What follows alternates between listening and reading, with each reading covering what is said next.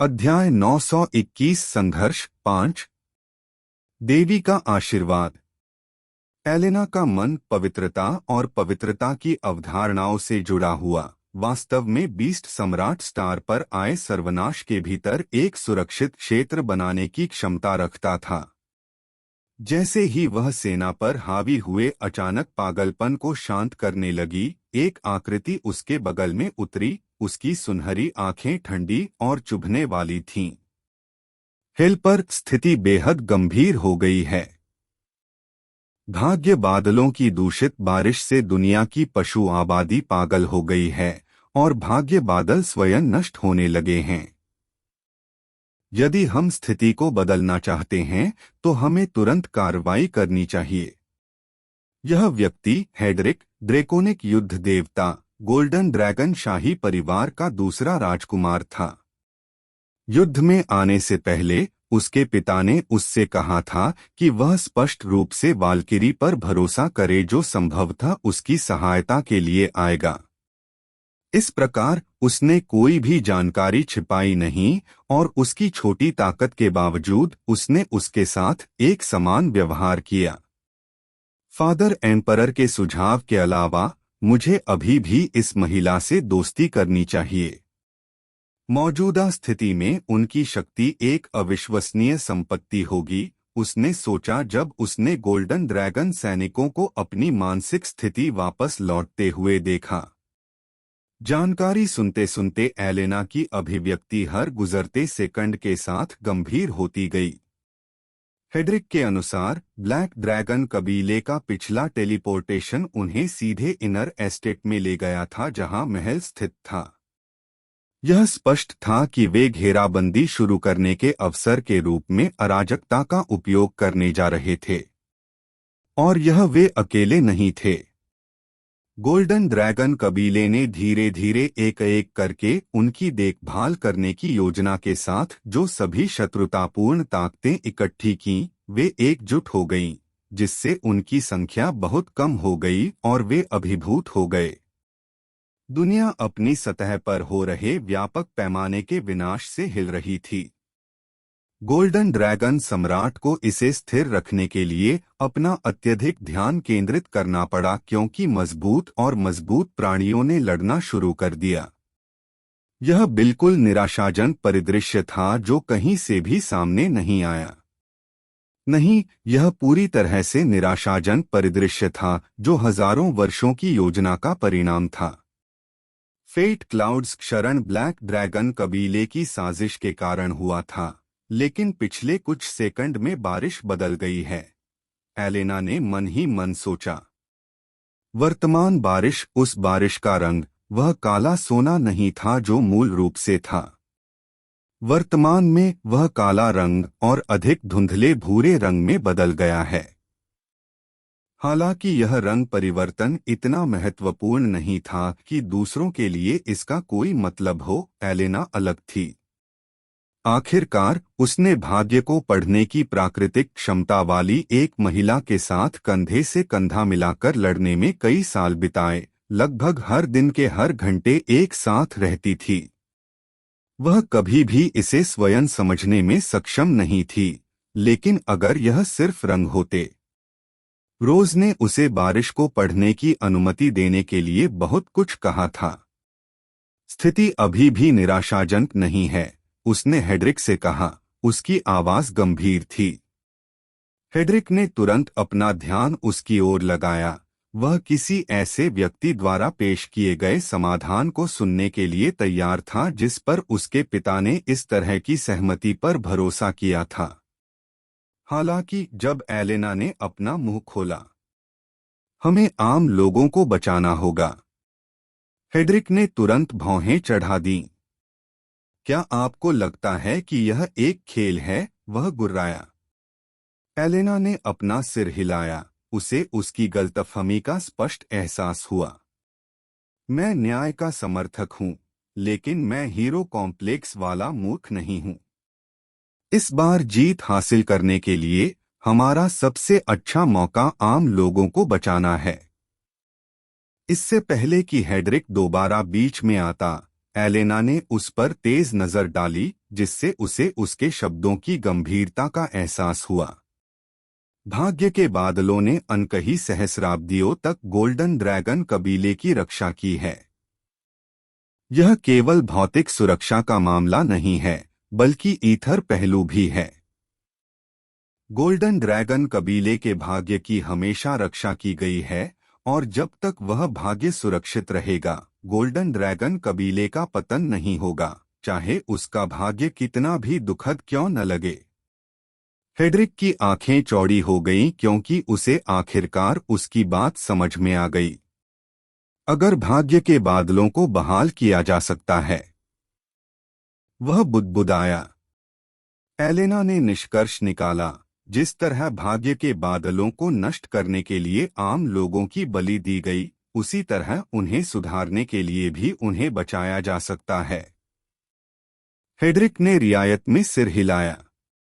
मैं अपने पिछले पूर्वाग्रह के लिए माफी मांगता हूं। मैं अपने सैनिकों का नेतृत्व करूंगा और इस दुनिया की रक्षा के लिए आपके साथ मिलकर काम करूंगा।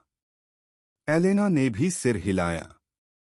अच्छा, मैं आधा हिस्सा अकेले कवर कर सकता हूं, बाकी मुझे लेने के लिए आपकी जरूरत पड़ेगी। कोई बात नहीं। हाँ, समस्या है। आप उन्मादी जानवरों को नहीं मार सकते।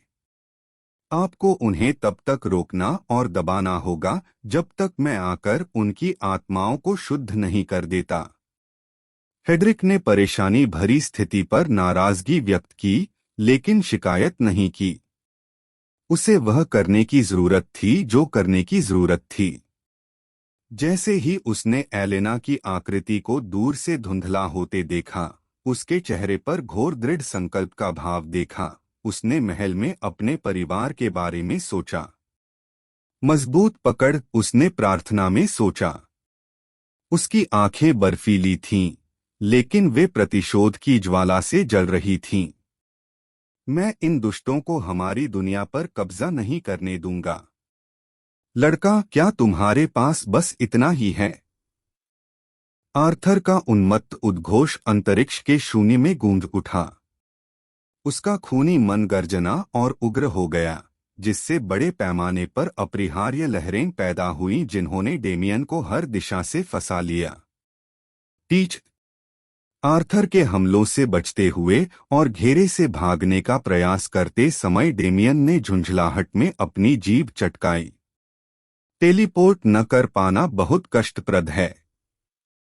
डेमियन इस समय आर्थर की रचना के क्षेत्र में था। यहां तक कि अगर उसने टेलीपोर्ट भी किया, तो भी मौजूदा स्थिति अपने आप दोहराई जाएगी। डेमियन ने मिराज को वापस ले लिया और हेल को अपने बाएं हाथ में बुलाने से पहले फ्रेया को अपने दाहिने हाथ में बदल लिया। मिरर डोमेन के ऐसे भव्य प्रदर्शन का सामना करने में अप्रभावी होगा, और स्पेसटाइम नदी को बुलाना जल्दबाजी होगी। टकराना, टकराना, टकराना। बूम। मुझे वह का उपयोग करना होगा। कुछ ही सेकंड में फ्रेया की बैरल से 900 गोलियां निकलीं और आसपास के स्थान को सफेद गोलियों से भर दिया, जो उनकी संख्या के कारण अपरिहार्य था। इन गोलियों के बाद हेल की ओर से एक काली गोली चलाई गई, जो तूफान के भीतर इस हद तक छिपी हुई थी कि आर्थर भी इसका पता नहीं लगा सका। बजना, बजना, बजना, बजना। आर्थर की भुजाएं अविश्वसनीय गति से आगे बढ़ी और उसने अपने पास आने वाली प्रत्येक जीवन गोली को रोक दिया। उसने अजीब उतार चढ़ाव महसूस किया, जिससे उसकी जीवनधारा कांप उठी, और वह अच्छी तरह जानता था कि वह उन गोलियों को लगने नहीं दे सकता। अपने दिमाग के एक हिस्से को विभाजित करते हुए आर्थर ने खोजने और पलटवार करने के लिए अपनी जागरूकता फैलाई। डेमियन आर्थर के ऊपर हवा में दिखाई दिया। उसकी पीठ उसके दुश्मन की ओर थी और उसकी तलवार उसकी छाती से टकरा रही थी। जैसे ही आर्थर को अपनी उपस्थिति का एहसास हुआ, उसने अपनी संग्रहित गति जारी कर दी और अपने शरीर को हिंसक रूप से मोड़ दिया, मिराज को उसके पास मौजूद हर चीज से नष्ट कर दिया।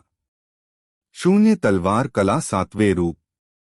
आर्थर ने बचने की कोशिश की, लेकिन हेल की मौत की गोली उसके बाजू में लगी और उसे स्थिर रहने के लिए मजबूर कर दिया। मिराज आर्थर के कंधे में जा घुसा और तुरंत सब कुछ सफेद हो गया। यह प्रकाश की एक चमक थी जिसे कई मिलियन मील भी देखा जा सकता था। बीस्ट डोमेन की गहराई में कई दुनियाओं के अनगिनत प्राणियों ने इस अजीब घटना को देखने के लिए अपनी आंखें आकाश की ओर कर लीं। बीस्ट एम्परर स्टार की सतह से ऐसा लगा मानो सूर्य उनके वायुमंडल में गिर गया हो, जिसने चौथी कक्षा के चरम शिखर के नीचे सीधे किसी को भी अंधा कर दिया हो। अंतरिक्षमय की ऊर्जाएं, संसार की ऊर्जाएं, शून्य का वह हल्का सा निशान, वे एक रहस्यमय दृश्य में संयुक्त हो गए, एक ऐसा दृश्य जिसे इतनी निकटता से देखना दुर्लभ है। यह वास्तव में ऐसा लग रहा था। सुपरनोवा।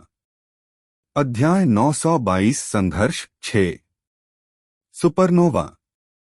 डेमियन की तलवार के बाकी रूपों के विपरीत यह महीनों के प्रयोग और सिद्धांत का परिणाम नहीं था, बल्कि यह अचानक हुई अनुभूति का परिणाम था।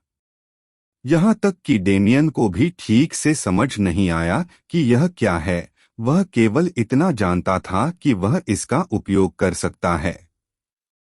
क्या यह शून्य श्वास पर उसके नियंत्रण बढ़ाने का परिणाम था? यह एक और तथ्य था जो वह नहीं जानता था। डेमियन ने केवल अपने शस्त्रागार में सबसे विनाशकारी हमले का इस्तेमाल किया, और जैसे ही उसने अपने शरीर के माध्यम से मन के प्रवाह को महसूस किया, उसने सहज रूप से इसका नाम पुकारा। और एक सुपरनोवा सचमुच पीछा कर रहा था। मिराज के चारों ओर स्थान और समय विकृत हो गया, संसार की अवधारणाओं ने उस स्थान को भर दिया, और कुछ शून्य मन को जोड़ने के साथ यहाँ तक कि 5 तत्वों के निशान ने खुद को मिश्रण में शामिल कर लिया। और उस अंतिम क्षण में लाल काले मन की एक नाड़ी ने सब कुछ दूसरे स्तर पर बढ़ा दिया। आगे बढ़ता विस्फोट एक फूटते तारे की गर्मी से जल गया। मिराज ने खुद को आर्थर के कंधे में फंसा लिया और अपनी शक्ति का हर औंस उसके शारीरिक तंत्र में डाल दिया। तारों से भरे आकाश में प्रक्षेपित प्रभाव केवल इस विस्फोट के बाद के झटके थे। अर्घ आर्थर अंदर ही अंदर दर्द से दहाड़ने लगा। उसकी शारीरिक सुरक्षा मजबूत थी, लेकिन वे एक तारे की गर्मी से पिघल गए थे। इस समय उसके शरीर में घूम रहा मन अस्थिर, गहन, गूढ़ था और सबसे बढ़कर उन तत्वों से था जिनसे आर्थर का कोई संबंध नहीं था। लानत है, वह पागलों की तरह चिल्लाया। उसकी आवाज उसके चारों ओर की चकाचौंध रोशनी में घुल गई। वह अपने रक्त नियमों के समान उतार चढ़ाव महसूस कर सकता था, लेकिन वे एक और रहस्यमय शक्ति से जुड़े हुए थे जिसने उसे उनमें हस्तक्षेप करने से रोक दिया था। यदि यह संबंध नहीं होता, तो उसके पास वापस लड़ने के लिए अपने कानूनों का उपयोग करने का कोई रास्ता नहीं था। मुझे यकीन नहीं हो रहा कि एक बच्चे ने मुझे इस हालत तक मजबूर कर दिया है, आर्थर क्रोध से चिल्लाया। किसी अन्य विकल्प के बिना उसने मन को अपने मूल में समाहित कर लिया और विस्फोट, टकराना। आर्थर का शरीर खून की नदी में बदल गया और उसके भीतर फंसे अराजक उतार चढ़ाव आसपास के वातावरण में फैल गए। बूम! एक दूसरा विस्फोट हुआ जिसने डेमियन को भी अपनी चपेट में ले लिया और उसे कई घातक चोटों के साथ पीछे की ओर फेंक दिया। रक्त का समुद्र जो कभी आर्थर ब्लडलॉक था, वह शून्य में स्थिर नहीं बैठा था। यह एक जीवित जीव की तरह तैर गया और एक बार फिर भौतिक शरीर में जमने से पहले विस्फोट के दायरे से बच गया। केवल हाँ, हाँ, हाँ। वो उसके मुंह से तनावपूर्ण सांसें निकल रही थीं उसका चेहरा कागज की तरह पीला पड़ गया था। वह कमजोर है, डेमियन को एहसास हुआ। यह उस रक्त का एक छोटा सा हिस्सा नहीं था जो गर्मी से भस्म हो गया था। जब उसके हिस्से गायब थे तो संपूर्ण कैसे बन सकता था? जब आर्थर वापस आया तो उसकी आभा व्यापक रूप से अस्थिर थी और मूल रूप से बहुत कम दबंग थी। अब वह किसी भी तरह से सचमुच कमजोर नहीं था। हालांकि अब मैं निश्चित रूप से उसे हरा सकता हूं। डेमियन की आंखें कठोर हो गईं क्योंकि उसने अपने सारे हथियार हटा दिए। इस बिंदु से उसके हथियार केवल उसे सीमित करेंगे, और यदि वह उनका बहुत अधिक उपयोग करता तो उनका टूटना निश्चित था। आर्थर ब्लडलॉक, आप मेरी अपेक्षा से कहीं बेहतर ग्राइंडस्टोन हैं, डेमियन ने कहा। उसकी युद्ध भावना उबल रही है। लड़के, तुमने मेरा मजाक उड़ाने की हिम्मत की। क्या तुम्हें लगता है कि इस राज्य का मतलब है कि तुम जीतोगे? आर्थर ने द्वेषपूर्ण ढंग से जवाब दिया। हाँ हाँ, बिल्कुल मैं करता हूँ। और आप भी करते हैं, डेमियन ने वापस चुटकी ली। आर्थर ने गुर्राया, लेकिन बोला नहीं। वह अपनी शारीरिक स्थिति को किसी और से बेहतर जानता था। समस्या यह थी, उसके अहंकारी स्व ने मन की शपथ की घोषणा की। यदि उसने वास्तव में अपनी ताकत बढ़ा दी और डेमियन को दबाने के लिए शक्ति का उपयोग किया, तो उसे सार्वभौमिक कानून द्वारा मार दिया जाएगा और उसे मारना और भी आसान हो जाएगा। आर्थर ने खुद पर गुस्सा किया और सावधानी से डेमियन की परिक्रमा की क्योंकि वह पहल करने का अवसर तलाश रहा था। वे 20 मिनट से अधिक समय से लड़ रहे थे, लेकिन उनकी अधिकांश टक्करें अंतिम मिनट में हुई थीं। जैसे ही उन दोनों ने अपने सभी कार्ड ढीले कर दिए, वे उस 1 मिनट के भीतर हजारों चालों का आदान प्रदान करने में सक्षम हो गए। अब तक वे पहले से ही उस अराजक शून्य में खड़े थे जो अंतरिक्ष के विनाश का प्रतिनिधित्व करता था। इस शून्य का दृश्य केवल आर्थर के डोमेन द्वारा छायांकित था। हालांकि वह डोमेन भी वर्तमान में विफल होने के संकेत दे रहा था। क्या आर्थर हारने वाला था? खोना? अचानक मन में एक विचार आया, और डेमियन को भी अपना क्षण मिल गया। यह समय है, उन्होंने एक होकर सोचा। अंतरिक्षमय नदी। डेमियन ने तुरंत अपना डोमेन तलब किया। स्पेसटाइम नदी का इंद्रधनुषी नीला रूप, वह प्रक्षेपण जो केवल कुछ इंच लंबा था जब उसने पहली बार इसे बनाया था, कई किलोमीटर तक फैला हुआ था, पानी में मछली की तरह अंतरिक्ष में बह रहा था और सीधे आर्थर के कमजोर डोमेन को दबा रहा था। डेमियन चमक गया। उनका टेलीपोर्टेशन वास्तव में तत्काल हो गया क्योंकि उन्हें ऐसी शक्ति प्राप्त हुई जिसने उन्हें स्पेसटाइम के भगवान जैसा महसूस कराया। उन्होंने सभी चीजों की सांस को बाहर निकाला क्योंकि उन्होंने सोचा कि किस तरह से संत सम्राट ने अपने मन में अन्य तत्वों के गुणों को शामिल किया था। शून्य श्वास, मौलिक वारगोड। शून्य श्वास, डेमियन की शून्य क्षमताओं के लिए व्यापक शब्द और उनकी सबसे मायावी आत्मीयता को समझने के लिए उनके द्वारा खोजी गई पद्धति का वर्णन करने के लिए सबसे उपयुक्त शब्द। अब इस आत्मीयता के माध्यम से प्रकट होने वाली पहली सच्ची तकनीक तैयार हो चुकी थी। डेमियन का रूप बदल गया। वह तत्वों द्वारा अवतरित होकर ऊर्जा का प्राणी बन गया। जैसे ही उसने आर्थर के चेहरे की ओर अपना पैर पटका, आग की लपटें, पानी, हवा, पृथ्वी, बिजली, लकड़ी, धातु और कई अन्य तत्वों ने मिलकर उसके अस्तित्व का निर्माण किया। टकराना। लात सच्ची लगी। डेमियन की पिंडली आर्थर के गाल की हड्डी से टकरा गई और आर्थर एक साथ फूट रहे असंगत तत्वों की अस्थिर शक्ति से टकरा गया जैसे कि वे प्रेमी हों। यह सामान्य तात्विक हमले से अलग था। इसके पीछे कुछ अधिक गहरा, अधिक घातक कुछ था। आर्थर ने इसे स्पष्ट रूप से महसूस किया। उसने इसे इतना स्पष्ट रूप से महसूस किया जैसे कि जब उस लात ने उस पर प्रहार किया तो उसकी खोपड़ी फट गई। वह अनजाने में चिल्लाया, लड़खड़ाते हुए दूर चला गया और खुद को फिर से समायोजित कर लिया। डेमियन ने पीछा किया। वह नहीं जानता था कि मौलिक सरदार राज्य कितने समय तक चलेगा, लेकिन जब तक ऐसा रहेगा उसने हार नहीं मानी। गिरना। राक्षस ट्रकों के आकार के उल्कापिंडों को पृथ्वी के माध्यम से बुलाया गया था। जलाना। जैसे ही वे हवा में गिरे वे आग से प्रज्वलित हो गए और अधिक से अधिक गर्मी इकट्ठा करने लगे। और तेज हवा के तेज झोंके ने आग की लपटों को भीषण नरक में बदल दिया। उनके द्वारा छिपाए गए चट्टान के अत्यधिक गर्म टुकड़ों को देखना लगभग असंभव था। उल्कापिंडों को एक महत्वपूर्ण बिंदु तक पहुंचने में केवल 1 सेकंड का समय लगा। अब इसे खत्म करो। जलता हुआ वातावरण ठंड से तुरंत ठंडा हो गया। और क्या होगा जब किसी उल्कापिंड की गर्मी एक ऐसे बल से मिलेगी जो उसकी गर्मी की तुलना शीतलता से कर सके? जैसे ही दोनों पता लगाने वाले थे, आर्थर ने अपना मुंह खोला और दहाड़कर बोला, मैं छोड़ता हूं। डेमियन का दिमाग तुरंत खाली हो गया।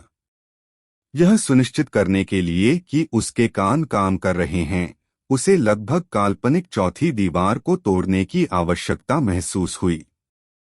क्या आर्थर ब्लडलॉक वास्तव में बस यह विचार हास्यास्पद था, लेकिन यह हास्यास्पद भावना तुरंत गायब हो गई।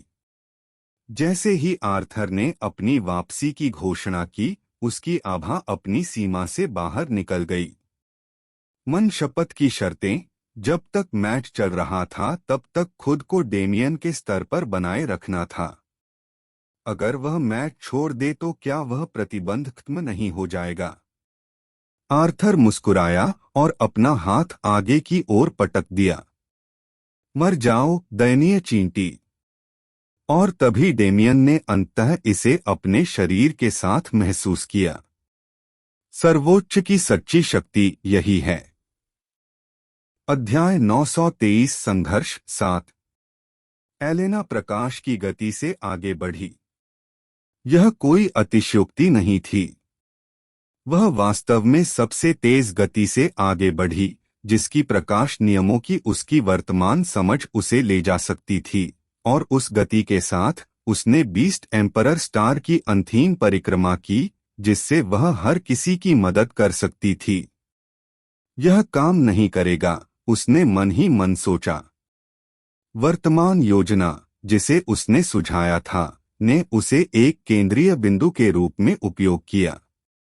सब कुछ आम लोगों को शुद्ध करने की उसकी क्षमता पर निर्भर था, और उससे भी अधिक यह आम लोगों की समझ पर निर्भर था। सफेद रंग का एक योद्धा हवा में उछला और जोर से जमीन पर गिरा। वह तुरंत आगे बढ़ा और अपने बगल में काले कपड़े पहने आदमी की खोपड़ी पकड़ ली। मुझे जाने दो, वह आदमी गुस्से में चिल्लाया जैसे ही उसने अपना मन बुलाया। लेकिन एक भी शब्द कहे बिना योद्धा ने अपनी मुट्ठी भींच ली, जिससे उस आदमी की खोपड़ी फट गई और उसका शरीर जमीन पर गिर गया। योद्धा एक पल के लिए भी नहीं रुका, अपने साथियों के साथ मैदान में उतर गया और अपने कपड़े साझा करने वाले किसी भी व्यक्ति को मार डाला। आखिरकार 10 लोगों का एक समूह बना, जो शहर की अराजक सड़कों से गुजरते हुए आखिरकार शहर के चौक पर आ गया। हाँ हाँ हाँ, कबीले के लिए मरना मरना मरना। बेवकूफ बनाना बंद करो। हमें काम पूरा करना होगा और आगे बढ़ना होगा। 20 आदमियों का एक समूह चौराहे पर एक साथ खड़ा था। उनके चारों ओर असंख्य लाशें थीं, जिनमें अधिकतर जानवरों की थीं, लेकिन उनमें से कुछ इंसानों की भी थीं। जानवर वे आम लोग थे जिन्होंने अपने मानव रूप को प्राप्त करने के लिए जानवर परिवर्तन तकनीक का उपयोग किया था, जबकि बाकी स्पष्ट रूप से चौथी श्रेणी और उससे ऊपर के जानवर थे। सभी शव रक्तरंजित और टेढ़े-मेढ़े थे, मानो उन्हें हिंसक भेड़ियों की भीड़ ने नोच डाला हो। हालांकि उनके हत्यारे काले कपड़े पहने हुए लोग थे। जिन पुरुषों को इन निर्दोष आत्माओं को यातना देने में आनंद आया, वे धीमी और दर्दनाक मौत मर गए। प्रभु इस प्रकार के राक्षसों को बिल्कुल बर्दाश्त नहीं करते। श्वेत योद्धा तुरंत समझ में आ गए, उनके दिमाग एक हो गए। बिना किसी हिचकिचाहट या परवाह के वे आगे बढ़े और दुश्मन समूह पर हमला कर दिया। क्सिउ, क्सिउ, क्सिउ। दो सफेद कपड़े पहने योद्धा पास की इमारतों की छतों पर कूद गए और अपने धनुष खींचे, जिससे बैलिस्टिक तीरों की एक श्रृंखला शुरू हो गई जो प्रभाव में हिंसक रूप से फट गई। Boom, boom, boom, boom. क्या? दुश्मन का हमला। शत्रु समूह घबरा गया और एक साथ एकत्रित होकर विस्फोटों से उठे धूल और धुएं के बादलों में से झांकने लगा। हालांकि शेष 8 श्वेत योद्धाओं ने पहले ही अपनी स्थिति संभालने के लिए कवर का उपयोग कर लिया था। वूम!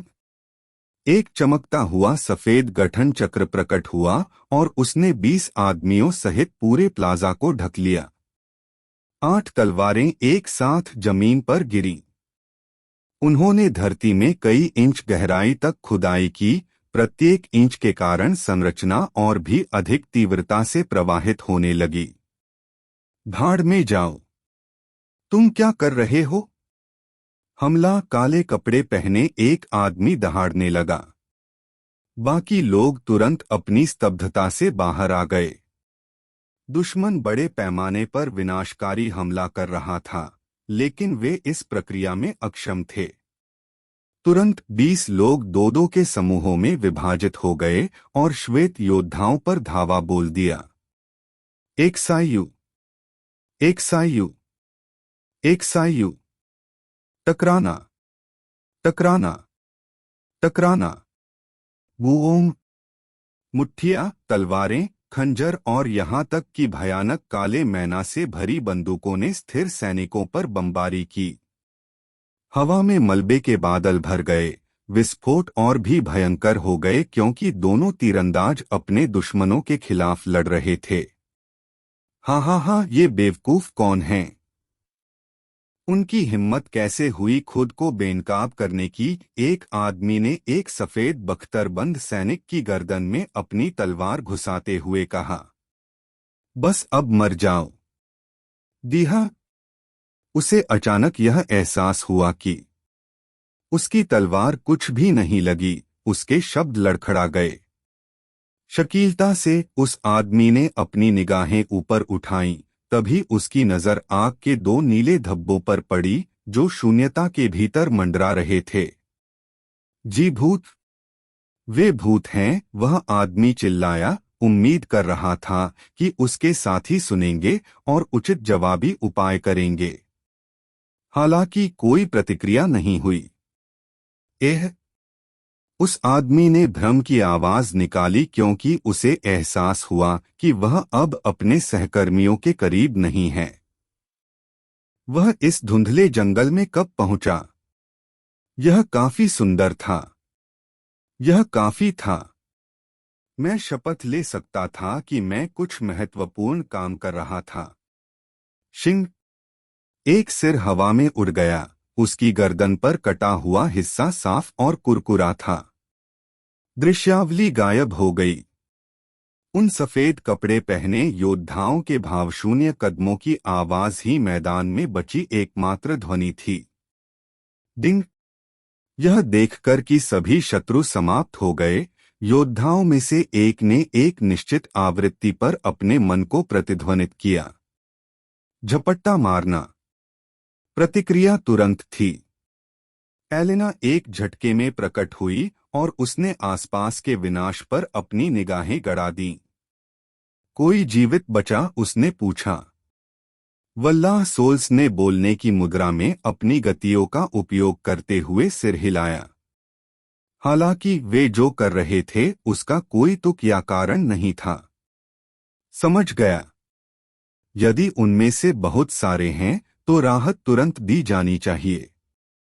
जब मैं यह कर रहा हूं तो शवों का ख्याल रखना, एलेना ने आसानी से आदेश दिया, किसी तरह अपने मातहतों के अजीब संचार प्रयासों को पूरी तरह से समझते हुए। देवी का आशीर्वाद।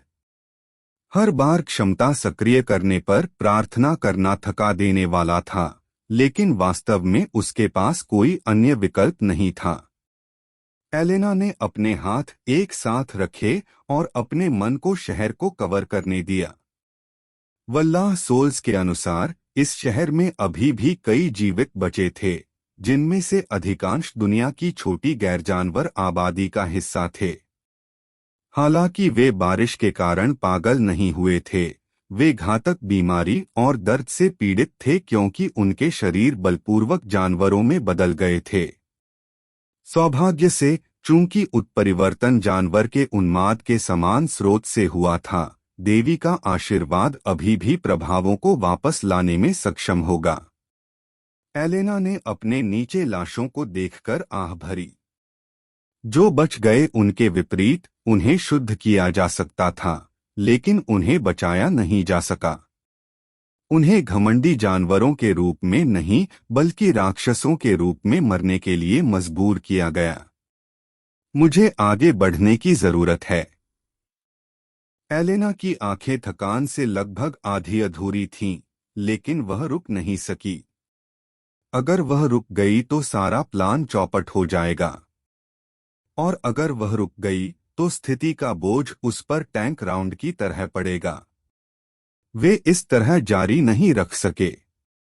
लेकिन अगर उन्होंने ऐसा नहीं किया तो वे क्या करेंगे? कि एलेना का शरीर कांप उठा। दूसरा, जैसे ही वह उस सिग्नल की ओर बढ़ी जो उसे अभी अभी मिला था, उसके पास रोशनी का एक धुंधलापन ही बचा था। उसके मद्देनजर शहर में वल्लाह आत्माओं ने मृतकों की लाशों को इकट्ठा किया और उन्हें शहर के चौक में रख दिया, सम्मानपूर्वक उन्हें चादरों से ढक दिया और जरूरत पड़ने पर उनकी आंखें बंद कर दीं। चुपचाप आसपास का वातावरण लोगों से भर गया। जो शहर कुछ देर पहले लाशों से भर गया था, वह अचानक जीवन से भर गया। माहौल गमगीन था। जो लोग जीवित थे वे रोते थे और चाहते थे कि मरने वाले वे ही होते। नहीं, वे चाहते थे कि ऐसी त्रासदी कभी न हो। अगर गोल्डन ड्रैगन कबीले ने हमारी रक्षा की, किसी ने अनजाने में बुदबुदाया। हाँ, अगर उन्होंने अपना काम किया होता तो मेरी पत्नी अभी भी जीवित होती। उन्होंने हमारी रक्षा करने की कसम खाई थी।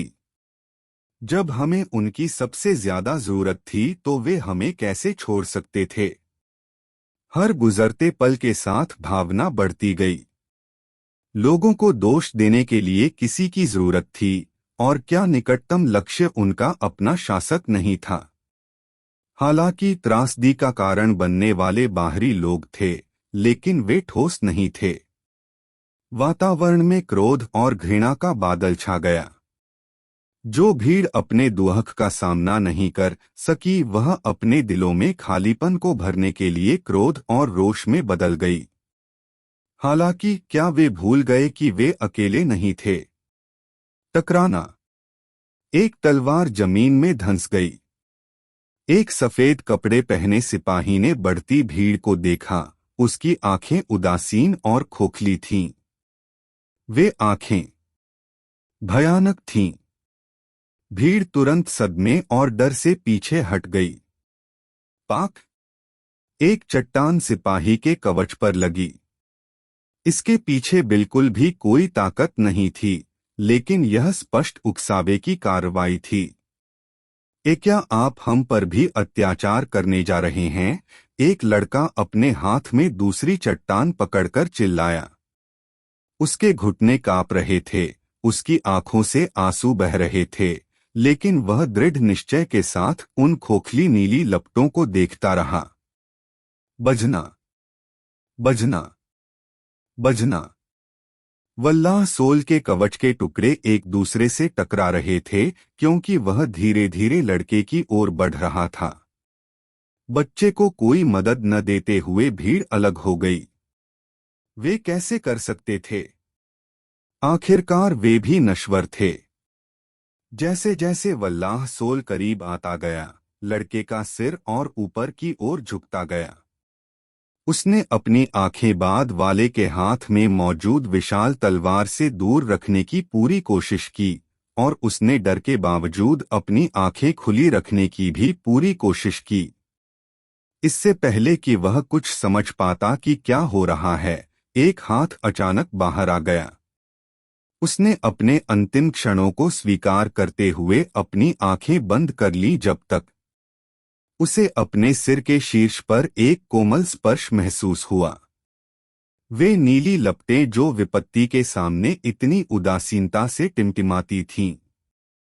कवच का वह भूतिया खाली खोल जो प्रकृति के नियमों के विरुद्ध चलता था। बस यही वजह। आखिर इस निर्जीव प्राणी का स्पर्श इतना गर्म क्यों महसूस हुआ? अध्याय 924 संघर्ष 8। यह कोई अलग मामला नहीं था। दुनिया भर में आम लोग बचने के बाद भी हिंसक प्रतिक्रिया दे रहे थे। भीड़ की मानसिकता एक खतरनाक चीज थी।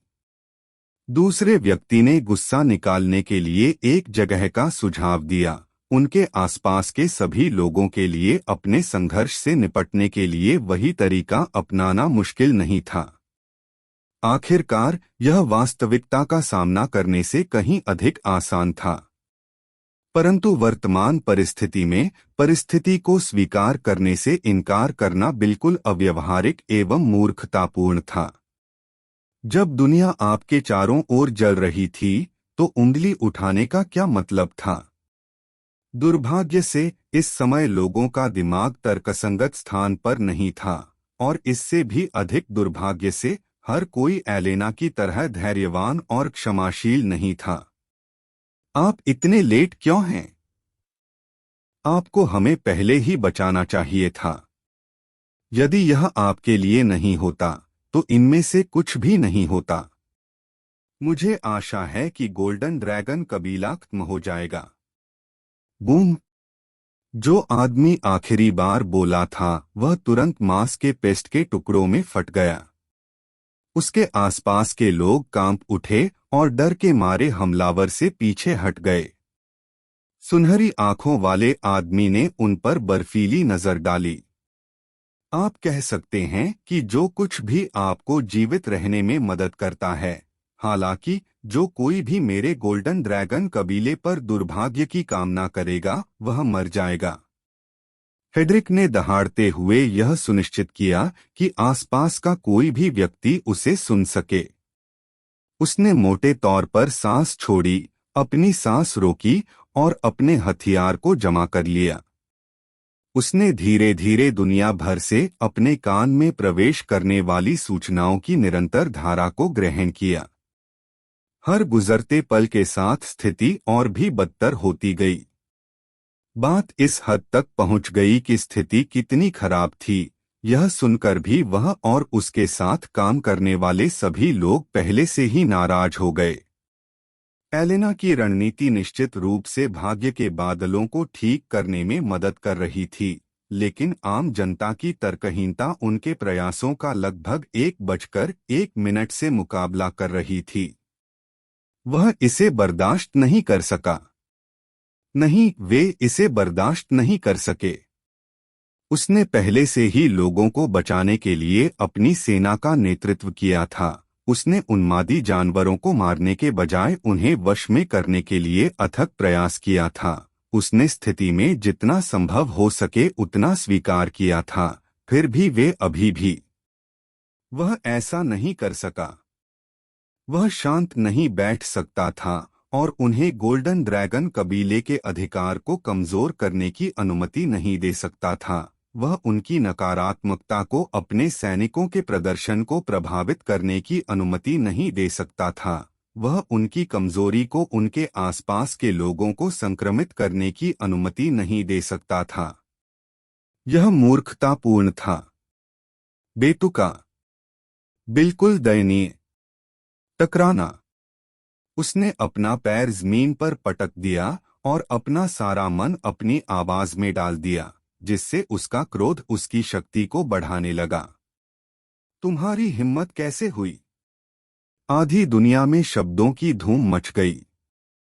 उस क्षेत्र के सभी अस्तित्वों ने अपनी आंखें आकाश की ओर कर लीं और अपने शरीर में क्रोध की लहरें हिलती हुई महसूस कीं। तुम्हारी इतनी कमजोरी दिखाने की हिम्मत कैसे हुई?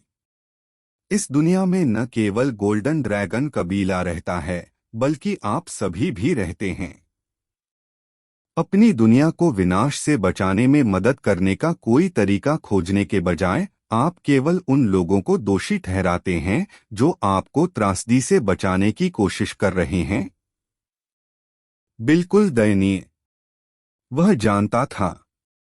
वह जानता था कि ये आम लोग मदद के लिए संभवतः कुछ नहीं कर सकते, लेकिन वह उन्हें अपने गधे पर बैठने नहीं दे रहा था और जो कोशिश कर रहे थे उनके प्रयासों को बर्बाद नहीं करने दे रहा था। या तो चुपचाप बैठें और मौत का इंतजार करें, या अपने जीवित रहने के अधिकार के लिए लड़े। हेड्रिक ने सांस छोड़ी, उसकी भावनाएं अंततः शांत हो गईं। एक ओर वह इतना हानिकारक कुछ करने के लिए खुद को कोसना चाहता था, लेकिन दूसरी ओर वह नहीं जानता था कि अगर वह अपनी हताशा को बाहर नहीं निकाल सका तो वह क्या करेगा। क्या ये वही लोग थे जिनकी रक्षा के लिए उसके पिता ने इतना सोचा था? वे उसकी दया के कतई पात्र नहीं थे। वह अब उनकी ओर देखना भी नहीं चाहता था। इस प्रकार का मानवीय कार्य मेरे लिए नहीं है। एक भी सेकंड बर्बाद किए बिना उन्होंने अपने पद को पूरी तरह से त्यागने से पहले अपने कर्तव्यों को अपने अधीनस्थों को सौंप दिया और उनके लिए कमांड की एक श्रृंखला स्थापित की। अब से ऑपरेशन की कमांडर एलेना होगी और उसके आदेश पूर्ण थे। हेड्रिक एक योद्धा था। वह क्रूर युद्ध देवता थे। यह बकवास करने के बजाय उसके कौशल का कहीं और बेहतर उपयोग किया जा सकता है। विशेष रूप से ब्लैक ड्रैगन कबीले के अड्डे। इससे कोई फर्क नहीं पड़ता कि वे कितने मजबूत थे। इस बिंदु से जब तक उसकी धारणा में एक ब्लैक ड्रैगन मौजूद था, बिना किसी अपवाद के उन्हें काट दिया जाएगा। हाँ। गोल्डन ड्रैगन पैलेस के सिंहासन कक्ष में एक उदास आह गूंजी। एलेना और हेड्रिक दोनों लगातार प्रसारण और संचार के माध्यम से दुनिया की स्थिति के बारे में रिपोर्ट प्राप्त कर रहे थे, लेकिन उनमें से कोई भी वास्तव में दुनिया की स्थिति को समग्र रूप से नहीं देख सका और समझ नहीं सका कि यह कितनी खराब थी। कोई भी ऐसा नहीं कर सका। स्वयं गोल्डन ड्रैगन सम्राट के अलावा कोई नहीं।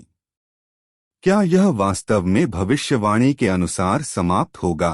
वह मन ही मन आश्चर्यचकित हुआ, किसी भी क्षमता में कोई कदम उठाने में असमर्थ।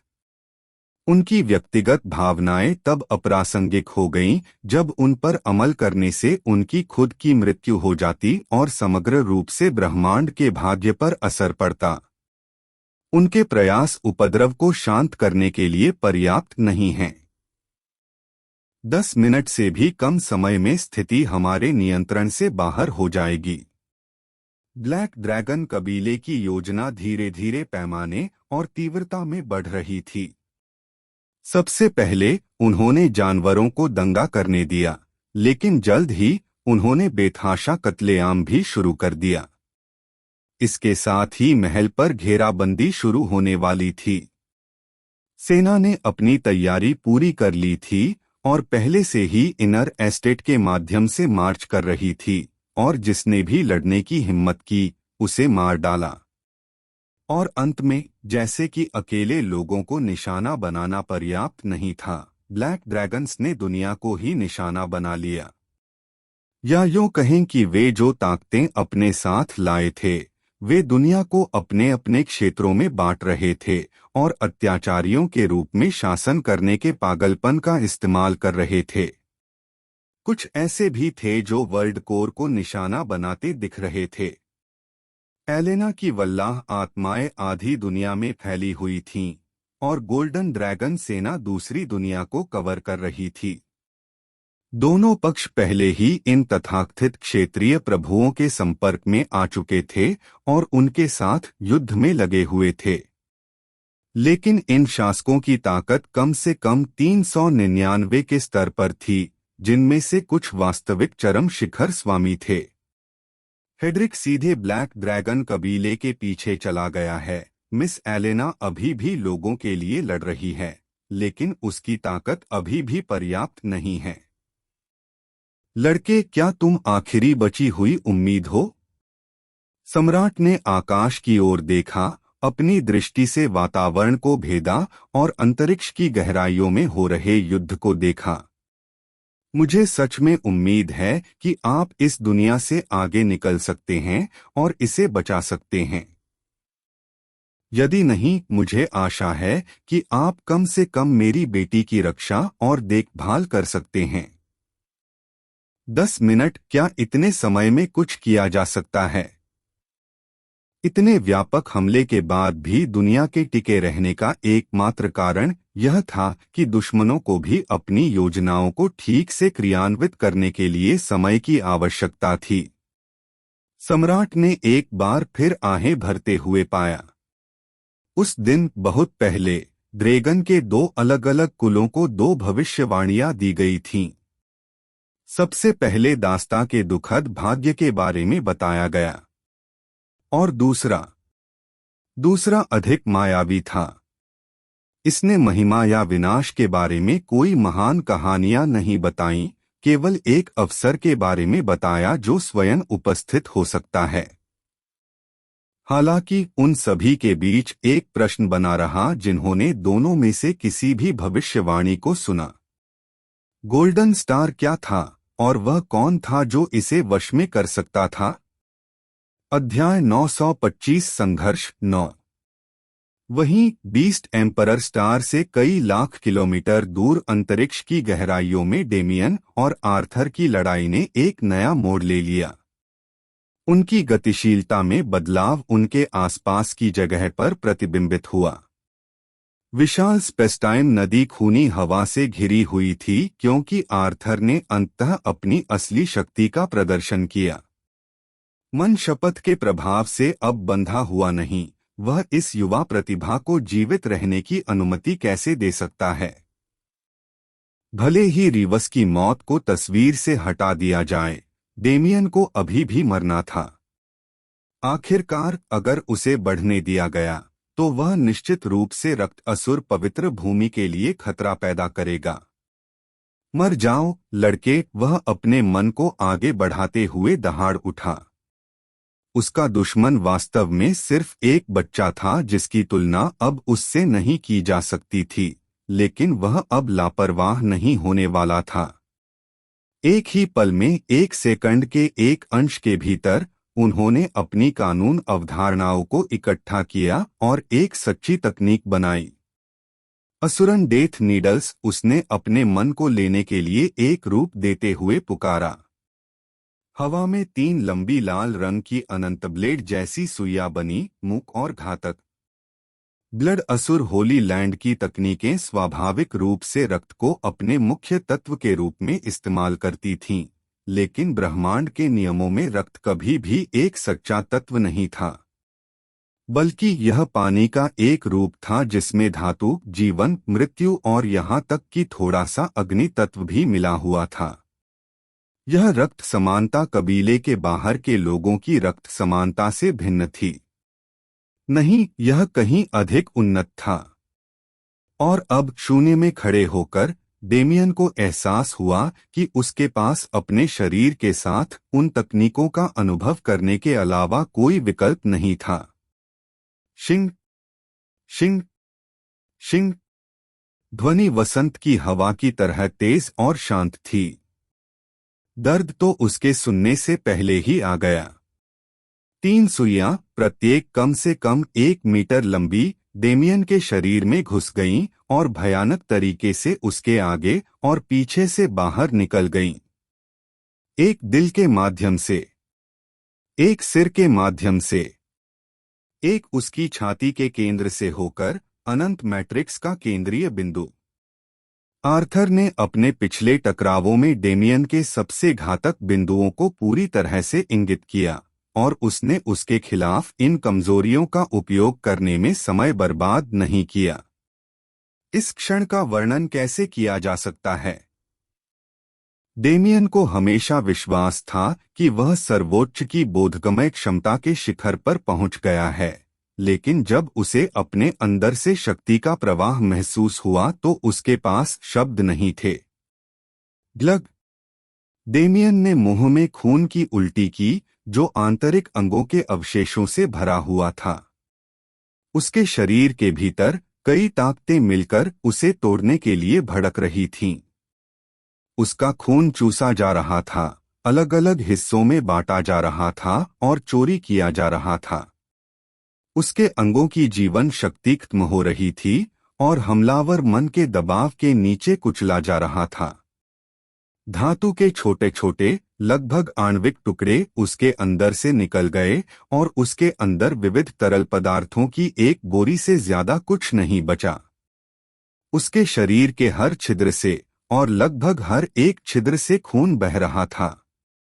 उस खून का हर टुकड़ा हवा में उड़ गया और आसानी से रखे गए एक गोले में जमा हो गया, ताकि वह बिल्कुल डेमियन की दृष्टि की रेखा में हो।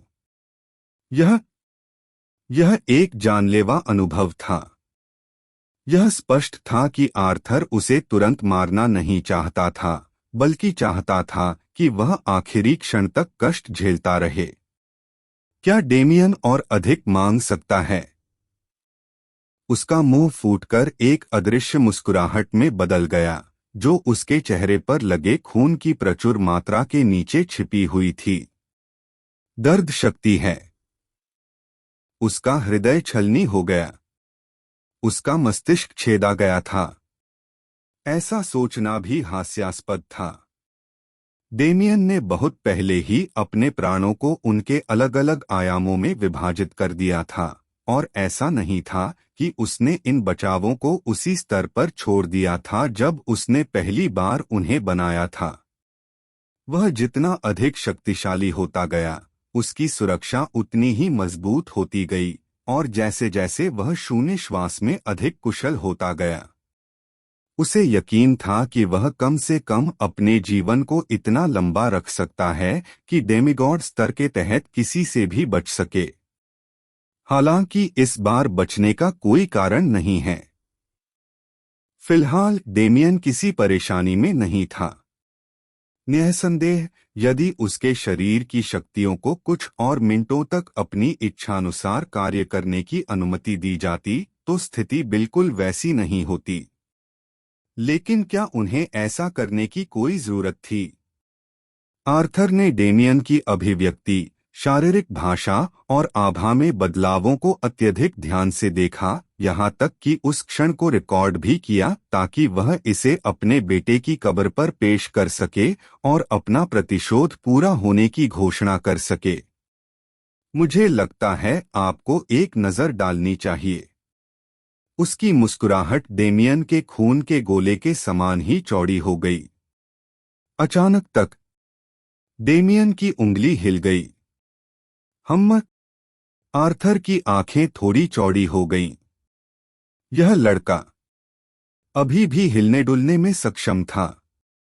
यह बिल्कुल असंभव होना चाहिए था।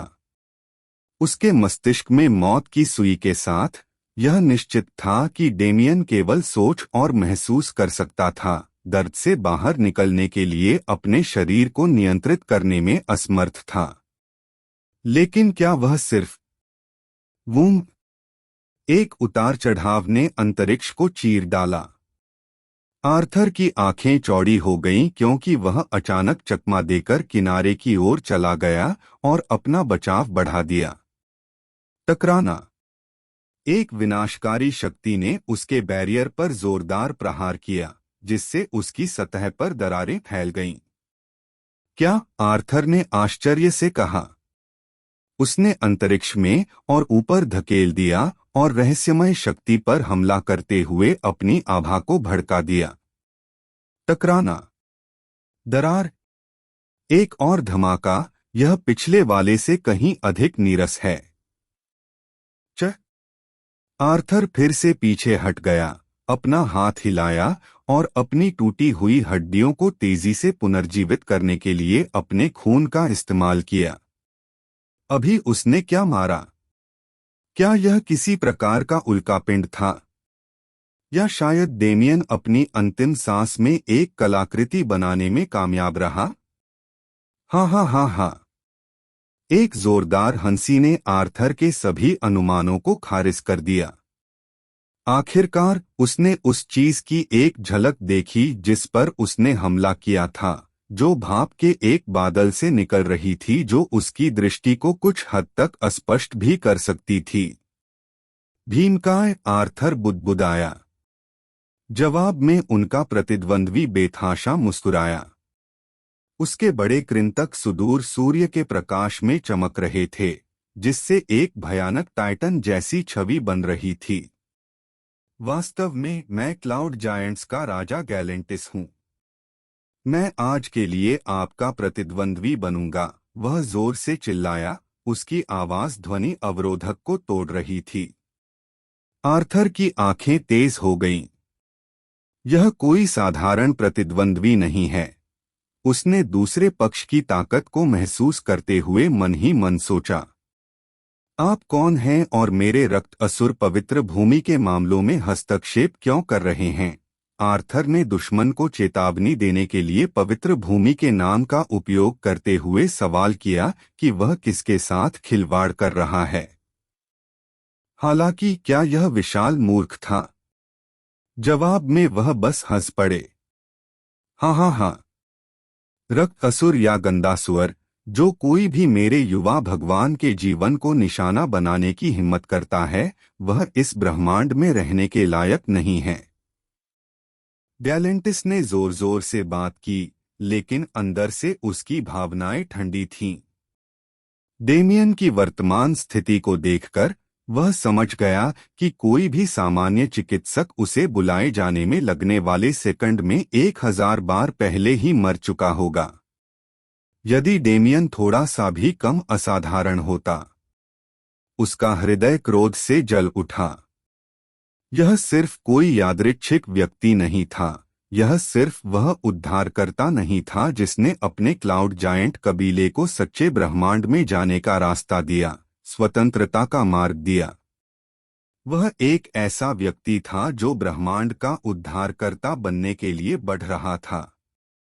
ये छोटी सोच वाले लोग न केवल उसके उद्धारकर्ता को मारना चाहते थे, बल्कि उस खूबसूरत स्वतंत्र दुनिया को भी बर्बाद करना चाहते थे जिसे क्लाउड जायंट्स मुश्किल से ही देख पाए थे। गैलेंटिस ने जोर जोर से बात की, लेकिन अंदर ही अंदर उसने शपथ ले ली। उन्होंने शपथ ली कि इस व्यक्ति और जिसने भी उसका समर्थन करने का साहस किया, उसे उसके और उसके लोगों के समान दुनिया में रहने की अनुमति नहीं है। अध्याय 926 संघर्ष 10। टकराना। गैलेंटिस ने तुरंत अपनी मुट्ठी कुचलने वाली शक्ति के साथ आगे बढ़ा दी और बातचीत में रुचि लेने की जहमत नहीं उठाई। आर्थर का चेहरा पीला पड़ गया और उसकी आंखें गंभीर हो गईं। बिना कुछ और सोचे उसने उससे मिलने के लिए एक मुट्ठी आगे भेज दी। वूओम। भयंकर उतार चढ़ाव कई मिलियन किलोमीटर, जिससे गर्मी की लहरें बीस्ट एम्परर स्टार के वातावरण में प्रवेश करने लगीं। विरोधी तत्वों से कानून अवधारणाओं की बारिश हुई और टकराव हुआ। यह सिर्फ ताकत का मामला नहीं था, बल्कि जटिलता का भी था। रक्त कानूनों में पुनर्जनन की अवधारणा थी।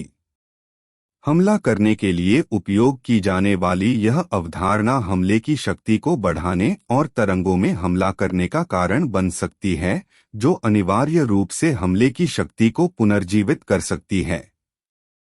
इसके विपरीत गैलेंटिस ने पवन कानूनों और क्लाउड जायंट्स की अनूठी बॉडी प्रणाली के मिश्रण का उपयोग किया। उनके शस्त्रागार में अवधारणाओं के भीतर प्रवर्धन में से एक था, एक ऐसी अवधारणा जो रक्त कानूनों की पुनर्जनन अवधारणा के समान ही काम करती थी, कम से कम आक्रामक रूप से। जब बल की टक्कर के दौरान ये दोनों अवधारणाएं संपर्क में आईं, तो यह बात नहीं थी कि कौन सी अवधारणा अधिक मजबूत थी, बल्कि यह लड़ाई थी कि कौन सी अवधारणा अधिक परिभाषित थी। सरल शब्दों में, यह समझ की लड़ाई थी, कुछ ऐसा जो गैलेंटिस की क्षमता से कहीं अधिक सहज लग रहा था।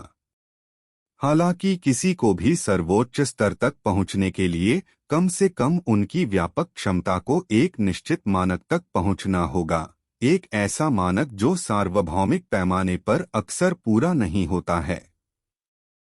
टकराना, टकराना, टकराना, टकराना। भले ही उनके पिछले हमले लगातार टकराते रहे और लड़ते रहे, गैलेंटिस और आर्थर ने अपनी लड़ाई नहीं रोकी। उनकी मुट्ठियां प्रति मिलीसेकेंड हजारों बार टकराईं, उनके नियमों ने वातावरण को भर दिया और अंतरिक्ष के गुणों को बदलना शुरू कर दिया। एक पल के लिए ऐसा लगा कि वे बराबरी पर हैं, लेकिन ये बिल्कुल सच नहीं था। पिछली लड़ाई में अपने खून का एक हिस्सा खोने के कारण आर्थर घायल हो गए थे और उन्हें क्षेत्र के किसी विशेषज्ञ के साथ शारीरिक युद्ध में शामिल होने के लिए मजबूर होना पड़ा था। फिलहाल आर्थर ने मैना की कई परतों में लिपटी मुट्ठियों से प्रहार किया। उसके पोर लगभग अविनाशी स्पाइक्स में विस्तारित हो गए, जिससे उसके हमले और भेदन शक्ति में भारी वृद्धि हुई। गैलेंटिस से मुकाबला करने के लिए वह केवल इसी का सहारा ले सकता था। मैं तुम्हें मुझ पर नियंत्रण करने से इनकार करता हूं, वह हताशा में चिल्लाया। टकराना। उसकी मुट्ठी एक बार फिर गैलेंटिस से टकराई। उसका मन गुब्बारा बनकर बाहर निकला और अचानक गैलेंटिस की मुट्ठी सहित टकराव बिंदु को घेर लिया। शिक। गैलेंटिस की मोटी त्वचा सामान्य रूप से नहीं घुसी होती, लेकिन आर्थर की नुकीली मुट्ठियों से इतने सारे वार झेलने के बाद उसके लिए कुछ कट न लगना असंभव था। और वह काफी था। आर्थर के मन ने तुरंत गैलेंटिस के शरीर पर आक्रमण किया और कहर बरपाना शुरू कर दिया, जिससे उसे महसूस हुआ कि वर्तमान में डेमियन के साथ क्या हो रहा था। तुमने यह किया मेरे यंग लॉर्ड के साथ, गैलेंटिस बुदबुदाया। उसकी आंखें बदल गईं। तुम्हारी हिम्मत कैसे हुई? उसके चारों ओर एक प्रलयंकारी तूफान उत्पन्न हो गया और उसने अंतरिक्ष को भी दूर धकेल दिया। आर्थर पीछे हटने लगा, लेकिन इससे पहले कि वह बहुत दूर जा पाता, उसने खुद को इन अराजक हवाओं से घिरा हुआ पाया। उनका मन उनके प्रवाह से प्रभावित हुआ, उन्हें कमजोर करने के लिए उनके शरीर से बाहर और दूर खींचा गया। आर्थर ने अपने दांत पीसकर उसी तरह से जवाब दिया, जिससे गैलेंटिस के शरीर में मन पर उसका नियंत्रण मजबूत हो गया और वह आंतरिक रूप से बर्बाद हो गया। इस समय उन्होंने एक दूसरे की ताकत और कमजोरियों की पहचान की। यदि गैलेंटिस का शरीर कमजोर हो जाता तो वह एक आसान लक्ष्य होता और आर्थर अपने मन के बिना चॉपिंग ब्लॉक पर एक सुअर था। यद्यपि वे शत्रु थे, फिर भी वे अच्छी तरह से जानते थे कि उनकी लड़ाई से ब्रह्मांड पर क्या सर्वनाशी प्रभाव पड़ सकता है। जबकि आर्थर को ब्रह्मांड की सुरक्षा की परवाह नहीं थी, उसे चेहरे की बिल्कुल परवाह थी। यदि उसने युद्ध की विनाशकारी शक्ति को कम करने के इस सामान्य शिष्टाचार को नजरअंदाज कर दिया, तो दूर से वे आंखें जो निश्चित रूप से युद्ध को देख रही थीं, इसे उकसावे के रूप में लेंगी और निश्चित रूप से इसे रक्त असुर पवित्र भूमि के खिलाफ गोला बारूद के रूप में उपयोग करेंगी। जब कोई व्यक्ति दिव्यता के शिखर पर होता है तो सभी ताकतें दुश्मन बन जाती हैं और सभी दुश्मन यह सुनिश्चित करने के लिए कुछ भी कर सकते हैं कि अंतिम कदम उठाने से पहले वह गिर जाए। सुप्रीमो की लड़ाई एक ही बार में असंख्य बदलावों से गुजर सकती है। वर्तमान मूक टकराव ऐसे ही उदाहरणों में से एक था। आखिरकार लड़ाई के इस चरण में जिसने भी नेतृत्व किया, यदि लड़ाई जारी रही तो पूर्ण लाभ मिलेगा। मुझे लगता है आपको एक नजर डालनी चाहिए। युद्ध की ध्वनियां फीकी पड़ गईं क्योंकि युद्ध स्वयं अधिक संक्षिप्त हो गया, लेकिन डेमियन के लिए वे शुरू से ही पृष्ठभूमि में उलझे हुए थे। उसकी इंद्रियों को बाहर की ओर प्रक्षेपित करना कठिन था। इस अर्थ में आर्थर निश्चित रूप से सफल हुए। पूरी तरह ठीक होने से पहले उसके शरीर को हिलाना मुश्किल था। इस अर्थ में आर्थर सफल भी हुए, लेकिन अभयारण्य बाहरी नहीं था, न ही आंतरिक था। यह एक ईथर अस्तित्व था जो इन दोनों चीजों की तुलना में कहीं अधिक आंतरिक स्तर पर डेमियन से बंधा हुआ था। इसने डेमियन को तत्काल मृत्यु के भाग्य से बचने और धीमी मृत्यु की संभावना को हल करने की अनुमति दी। वुंग जंग लगी मशीन को वापस जीवंत करने की तरह शून्य काया ने स्वयं को प्रकट किया। ब्रह्मांड को ग्रहण करने वाली मन की तरंगें डेमियन के शरीर में फैल गईं और विदेशी मन की विभिन्न अभिव्यक्तियों को निगल गईं जिन्होंने उसे तबाह कर दिया। इससे उनकी अवधारणाओं पर कोई फर्क नहीं पड़ा, इससे उनकी शक्ति पर कोई फर्क नहीं पड़ा। शून्य ने सब कुछ निगल लिया। अंत में देवत्व के अधीन कोई भी चीज शून्य काया का विरोध नहीं कर सकी। यह कुछ ऐसा था जिसे डेमियन ने बहुत पहले खोजा था जब वह 3000 बीस्ट माउंटेन रेंज। लेकिन मैना साफ हो जाने के बाद भी डेमियन सूली पर चढ़ा हुआ और स्थिर रहा। एक कारण था कि उन्होंने आदर्श वाक्य बनाया, दर्द ही शक्ति है।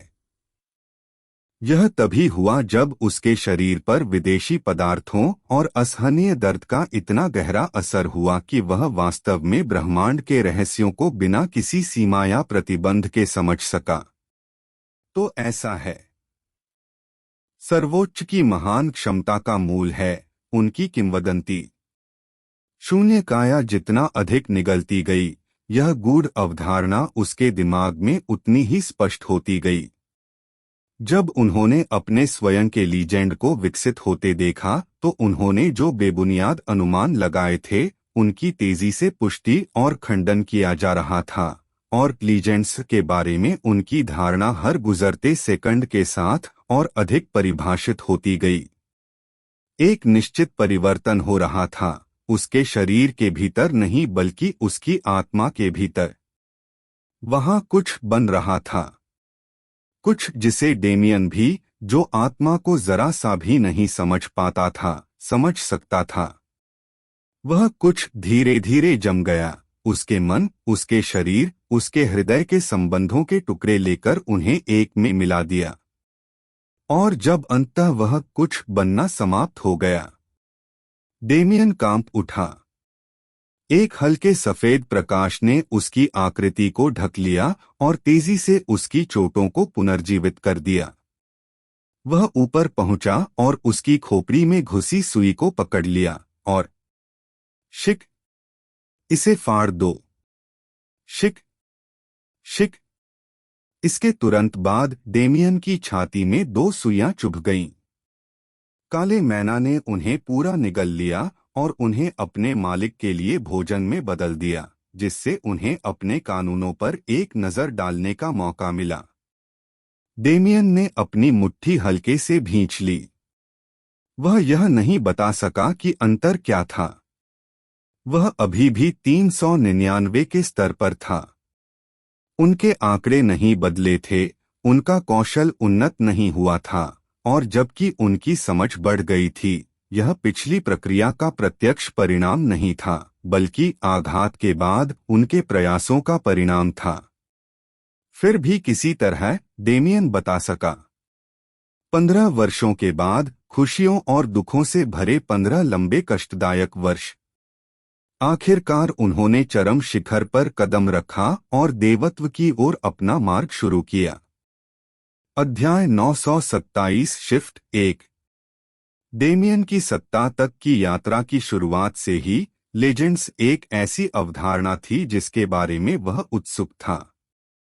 जब वह प्रथम कालकोठरी में फंसा एक छोटा योद्धा था, जब सिस्टम ने उसे प्रगति में मदद करने के लिए लगातार संदेश भेजे, तो उसने लगातार उल्लेख किया कि उसकी किंवदंती को बढ़ाया जा रहा था। हालांकि वह कभी भी किंवदंतियों के अस्तित्व को अलग करने में सक्षम नहीं था। इस क्षण में आर्थर के मन और नियमों का भक्षण करने के बाद वह धुंधला विचार स्पष्ट हो गया। और यह लगभग हास्यास्पद था कि अवधारणा कितनी सरल थी। सीधे शब्दों में कहें तो किंवदंतियां किसी के जीवन और उपलब्धियों का मिश्रण थीं। किसी भी व्यक्ति द्वारा की गई प्रत्येक गतिविधि, चाहे वह एक भव्य साहसिक कार्य हो या एक छोटा सा कदम, सिस्टम द्वारा रिकॉर्ड किया जाता था और वह किसी की किंवदंती बन जाती थी। यह किंवदंती तब कई चीजों की नींव बन जाएगी, चुपचाप किसी की ताकत का समर्थन करेगी। पहली नजर में यह बेहद सरल लग रहा था, लेकिन उस सरल व्यापक व्याख्या के भीतर कई जटिलताएं थीं जिन्हें निचले अस्तित्व आसानी से समझ नहीं सकते थे। यह अज्ञात था कि सिस्टम पहली बार ब्रह्मांड में कब आया था।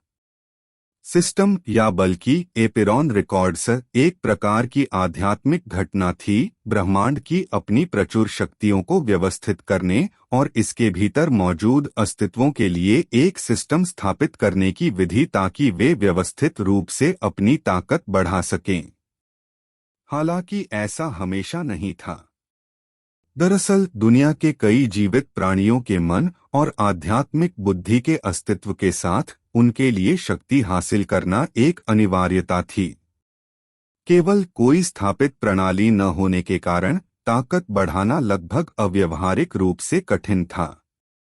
किसी की किंवदंती को विकसित करना कहीं अधिक गहन प्रक्रिया थी और किसी के अस्तित्व को परिभाषित करना उससे भी कठिन था। प्रणाली ने उन चीजों की मात्रा निर्धारित की जो पहले गूढ़ थीं, और यहाँ तक कि किसी की किंवदंती बनाने की विधि भी सुव्यवस्थित हो गई। वह स्वाभाविक रूप से वध प्रणाली थी जो आज तक लागू थी। अनुभव की अवधारणा, यह अजीब ऊर्जा जो मारे गए लोगों की लाशों से चुराई गई थी, स्वर्गीय संसाधनों से और यहाँ तक कि परिवेश मन को अवशोषित करने से, सिस्टम के माध्यम से निर्मित किसी की किंवदंती का एक संख्यात्मक प्रतिनिधित्व था। अधिकांश भाग के लिए यह किसी की ताकत का अत्यंत सटीक प्रतिनिधित्व था। आखिरकार असंख्य प्राणियों में स्वयं तथाकथित उपलब्धियां प्राप्त करने की क्षमता नहीं थी। उन्हें सुलभ प्रारूप में अनुवाद करने के लिए सिस्टम के समर्थन की आवश्यकता थी।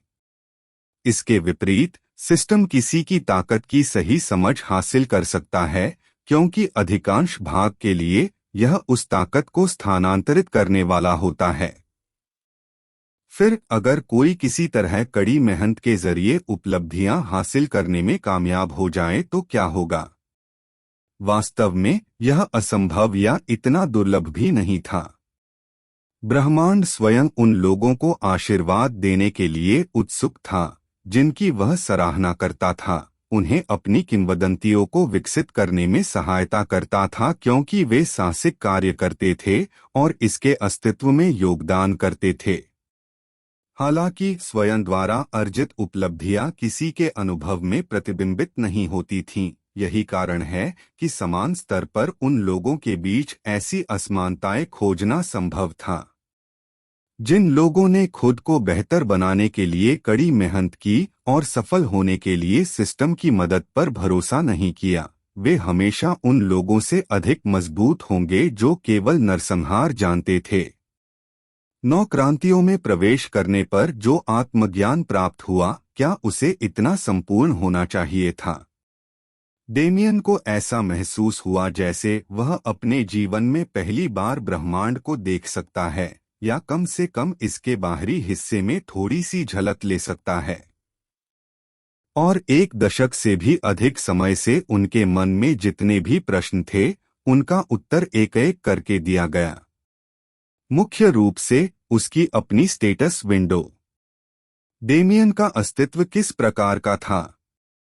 वह ब्रह्मांड में एक अनोखा अस्तित्व था, शून्य शरीर का वाहक जिसके पास सिस्टम के काम को उससे भी बेहतर करने की असंभव क्षमता थी। जब उसने अपने शत्रुओं, उनके महापुरुषों को निगल लिया, तो चोरी हुए महापुरुष जिन्हें सिस्टम आमतौर पर एक अभ्यासकर्ता को हस्तांतरित और एकीकृत करता था, सीधे उसके हाथ से चुरा लिए गए और शून्य भौतिक के माध्यम से उसके शरीर में शामिल कर दिए गए। यह प्रक्रिया सिर्फ सिस्टम के अधिकार क्षेत्र से बाहर नहीं हुई, बल्कि संपूर्ण ब्रह्मांड से बाहर हुई। बेशक सिस्टम डेमियन की ताकत को ठीक से प्रदर्शित नहीं कर सका जब उसे पहली बार में उसकी ताकत को पढ़ने की अनुमति ही नहीं दी गई थी। डेमियन को एहसास हुआ कि एक तरह से वह उन मूल मनुष्यों के समान मार्ग पर चल रहा था जो व्यवस्था से पहले अस्तित्व में थे।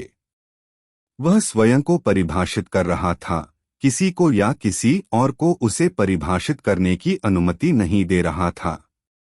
और यह मेरी ताकत की नींव है, उसने मन ही मन बुदबुदाया, अपनी मुट्ठी भींच ली और उत्सुकता से अपने शरीर की ओर देखा। किंवदंतियां एक अभ्यासकर्ता की ताकत के संदर्भ में हर चीज की नींव हैं, और सबसे महत्वपूर्ण बात, किंवदंतियां देवत्व की नींव हैं। डेमियन ने गैलेंटिस और आर्थर पर नजर डाली। कई सेकंड पहले ही बीत चुके थे, फिर भी दोनों स्थिर रहे। डेमियन ने अचानक टेलीपोर्ट किया और दोनों प्राणियों से केवल कुछ मीटर की दूरी पर पहुंच गया। मैं आगे का रास्ता समझता हूं, मुझे लगता है आपको एक नजर डालनी चाहिए। नौक्रांतियां तकनीकी रूप से बिजली व्यवस्था का हिस्सा बिल्कुल भी नहीं थीं। यदि ऐसा है तो इतने बड़े शक्ति क्षेत्र को अपने स्तर के सेट के बजाय केवल नामों तक क्यों सीमित कर दिया जाएगा? वास्तव में नौक्रांतियों को 4 थी और 5वीं कक्षा के बीच एक पुल के रूप में देखा जा सकता है, एक सड़क जिस पर कोई अपनी किंवदंती को तब तक परिभाषित करता है जब तक कि यह एक दिव्यता में विकसित न हो जाए जो उन्हें ब्रह्मांडीय पुनर्जन्म के लिए प्रेरित कर सके। अब जब डेमियन उस रास्ते पर कदम रख चुका था, हाँ हाँ हाँ हाँ हाँ हाँ, वह हंसे बिना नहीं रह सका। यह एक जोरदार और उल्लासपूर्ण हंसी थी जिसे डेमियन ने इस समय कई वर्षों से बाहर नहीं आने दिया था। नौक्रांतियों के लिए स्तर अब कोई मायने नहीं रखता। अनुभव एकत्रित करना अब महत्वपूर्ण नहीं रह गया था। जो महत्वपूर्ण था वह समझ और कार्रवाई थी। अपने समर्थक के रूप में शून्यकाया के साथ सार्वभौमिक प्रवाह उसे अपनी मातृभूमि के भीतर होने वाली सबसे बड़ी घटनाओं के लिए निर्देशित करता है। डेमियन के लिए इन क्रांतियों के माध्यम से आगे बढ़ना कैसे मुश्किल हो सकता है? यह उसका खेल का मैदान था। शिक! डेमियन का हाथ बाहर निकल गया। आर्थर इस समय गैलेंटिस के साथ अपने गतिरोध में व्यस्त था। यदि उसका ध्यान थोड़ा सा भी डगमगा गया तो वह बढ़त खो देगा और हावी हो जाएगा। इसलिए जब एक युवा प्रतिभाशाली व्यक्ति, जिसने अभी अभी अपनी पहली क्रांति में प्रवेश किया था, एक प्रतिभाशाली व्यक्ति जिसे बहुत पहले ही मर जाना चाहिए था, उसके पीछे से आया और अपना हाथ उसकी पीठ पर रख दिया, आर्थर को कैसी प्रतिक्रिया देनी चाहिए थी? आर्थर ने स्पर्श पर जरा भी ध्यान न देते हुए मन ही मन उपहास किया। भले ही डेमियन किसी तरह जीवित रहने में कामयाब रहा, लेकिन उसके पास वर्तमान टकराव को वास्तव में प्रभावित करने के लिए पर्याप्त शक्ति लगाने का कोई रास्ता नहीं था। वह अंतरिक्ष के कालेपन से भी अधिक गहरा काला मन डेमियन की हथेली पर उभर आया। जैसे ही उसने उस मन की सांस को महसूस किया, डेमियन ने अपनी आंखें बंद कर लीं और उसमें लीन हो गया। शून्य श्वास संवर्धित तकनीक। डेमियन की आंखें खुली, शांत और कोमल हो गईं। उसकी खूबसूरत नीलम पुतलियां काले रंग से रंगी हुई थीं। स्पेस-टाइम बदलना। आर्थर ने तुरंत प्रतिक्रिया व्यक्त की। शून्य के जानवर की तरह एक भयानक उतार चढ़ाव उसके पीछे अचानक प्रकट हुआ, जिससे बचने के लिए उसने अपने शरीर को झटका दिया और अपने मन को बाहर निकाल दिया। हालांकि उसे पहले ही बहुत देर हो चुकी थी। और सबसे पहले, हमले को स्वीकार करना एक घातक गलती थी। आर्थर को महसूस हुआ कि उसकी जीवन शक्ति उसके शरीर से निकल रही है। इसे अवशोषित नहीं किया जा रहा था, नहीं, इसे जलाया जा रहा था क्योंकि वह तेजी से अपने चरम पर बूढ़ा हो रहा था। बस कैसे? यह कैसी शक्ति थी कि एक प्रथम क्रांति बव्वा उत्पादन कर सकता था? और तभी उसे इसका एहसास हुआ। यह पहली क्रांति वाले लड़के की शक्ति नहीं थी, बल्कि पहली क्रांति वाले लड़के की शक्ति थी जिसे सर्वोच्च के मन द्वारा समर्थित किया जा रहा था। बगल में गैलेंटिस मुस्कुराया। हाँ, लड़ाई में मजा आ रहा था, लेकिन मुझे लगता है कि इसे अब खत्म होना चाहिए।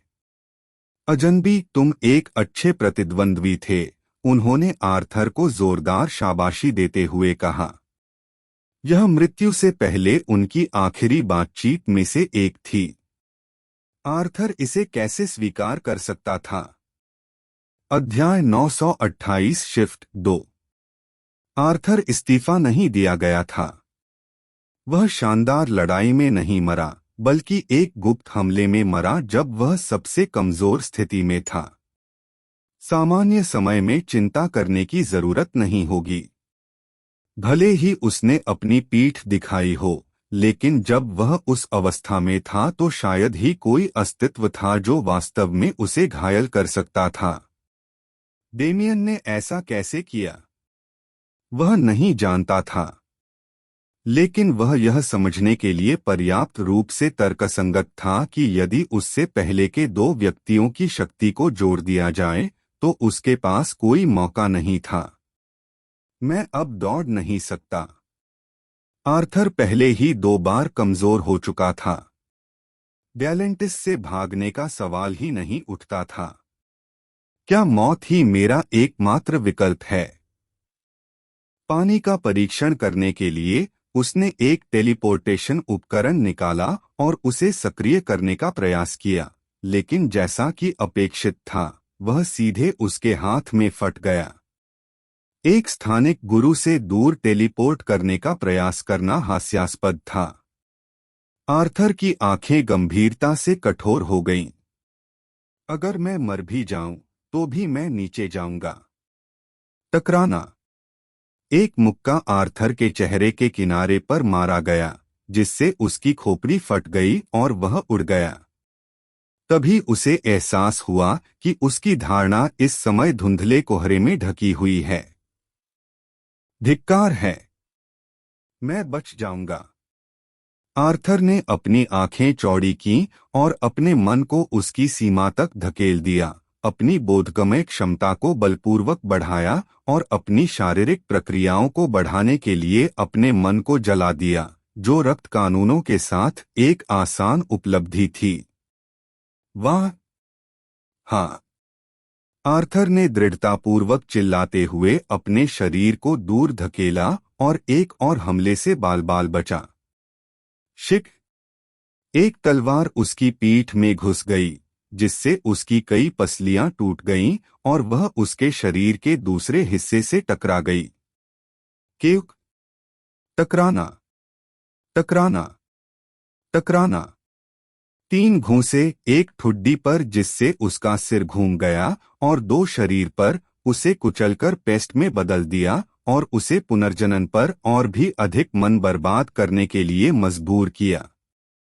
आर्थर चला गया। वह चला और चला गया। उसने वह सब कुछ किया जो वह कर सकता था, सर्वोच्च होने का अपना अभिमान त्याग दिया और बचने के लिए हर वह तरकीब अपनाई जिसके बारे में वह सोच सकता था। वह रक्त सागर में बदल गया।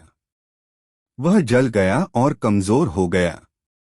उसने गैलेंटिस का ध्यान भटकाने के लिए डेमिगॉड कलाकृतियों से कमजोर दुश्मन डेमियन को निशाना बनाने की कोशिश की। शून्य में एक सुनहरा महल दिखाई दिया जो डेमियन को नुकसान से बचा रहा था। चाहे वह पलायन हो या लड़ाई, वर्तमान आर्थर ब्लडलॉक के सामने कोई भी विकल्प प्रस्तुत नहीं किया गया था। लानत है, वह अपनी हताशा को नियंत्रित करने में असमर्थ होकर दहाड़ने लगा। आर्थर सदैव एक भावुक व्यक्ति थे। यह एक ऐसा गुण था जो उन्होंने अपने वंशजों को दिया था और एक ऐसा गुण था जिसने कुछ हद तक उन्हें सत्ता तक पहुंचने में सहायता की। लेकिन अपनी इच्छाओं के लिए कुछ भी त्याग करने की उनकी इच्छा, वही इच्छा जिसने दूसरों को शिखर पर पहुंचाया, यह उसके लिए केवल दुर्भाग्य ही क्यों ला रहा था। इन अंतिम क्षणों में आर्थर को किसी भी प्रकार के फ्लैशबैक का अनुभव नहीं हुआ, न ही उसने अपनी पत्नियों या बेटों का चेहरा देखा। उसने अपने पिता का चेहरा देखा जो उसके मन में स्पष्ट रूप से प्रतिबिंबित हो रहा था। जब उसने अपने बेटे की लाश को देखा तो उसने अमर रक्त असुर की घृणित अभिव्यक्ति देखी। अचानक उसके भीतर कुछ टूट गया। हा हा हा हा, आखिर बात क्या थी, वह अंदर ही अंदर दहाड़ उठा। यदि उसका यहाँ वध कर दिया जाता तो वह केवल कुल के लिए कलंक के रूप में जाना जाता। अगर वह जीवित भी रहा तो भी अपने पिता का एहसान छोड़ना मौत से भी बदतर था। और इस तरह आर्थर एक निर्णय पर पहुंचे। अगर मैं मरने जा रहा हूं तो मैं यह सुनिश्चित करूंगा कि इसके कारण हमारे ब्लडलॉक कबीले को बदनामी न हो। मुझे लगता है कि आपको इस पर एक नजर डालनी चाहिए। एक शानदार मौत, हर योद्धा का सपना। यह एक कोरे सपने से ज्यादा कुछ नहीं था। आर्थर पागलों की तरह मुस्कुराया और अपना हाथ उसकी छाती में घुसा दिया, उसके अभी भी धड़कते दिल को पकड़कर कुचल दिया।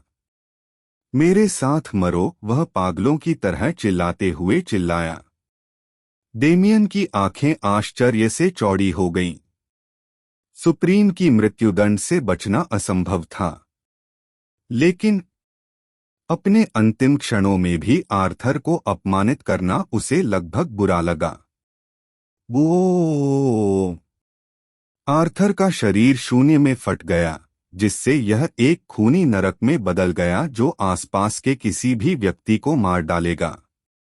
विस्फोटक शक्ति लाखों करोड़ों किलोमीटर तक फैल गई और अराजक शून्य, तारों से भरे आकाश और बीस्ट एम्परर स्टार सहित आसपास की कई दुनियाओं पर हमला कर दिया।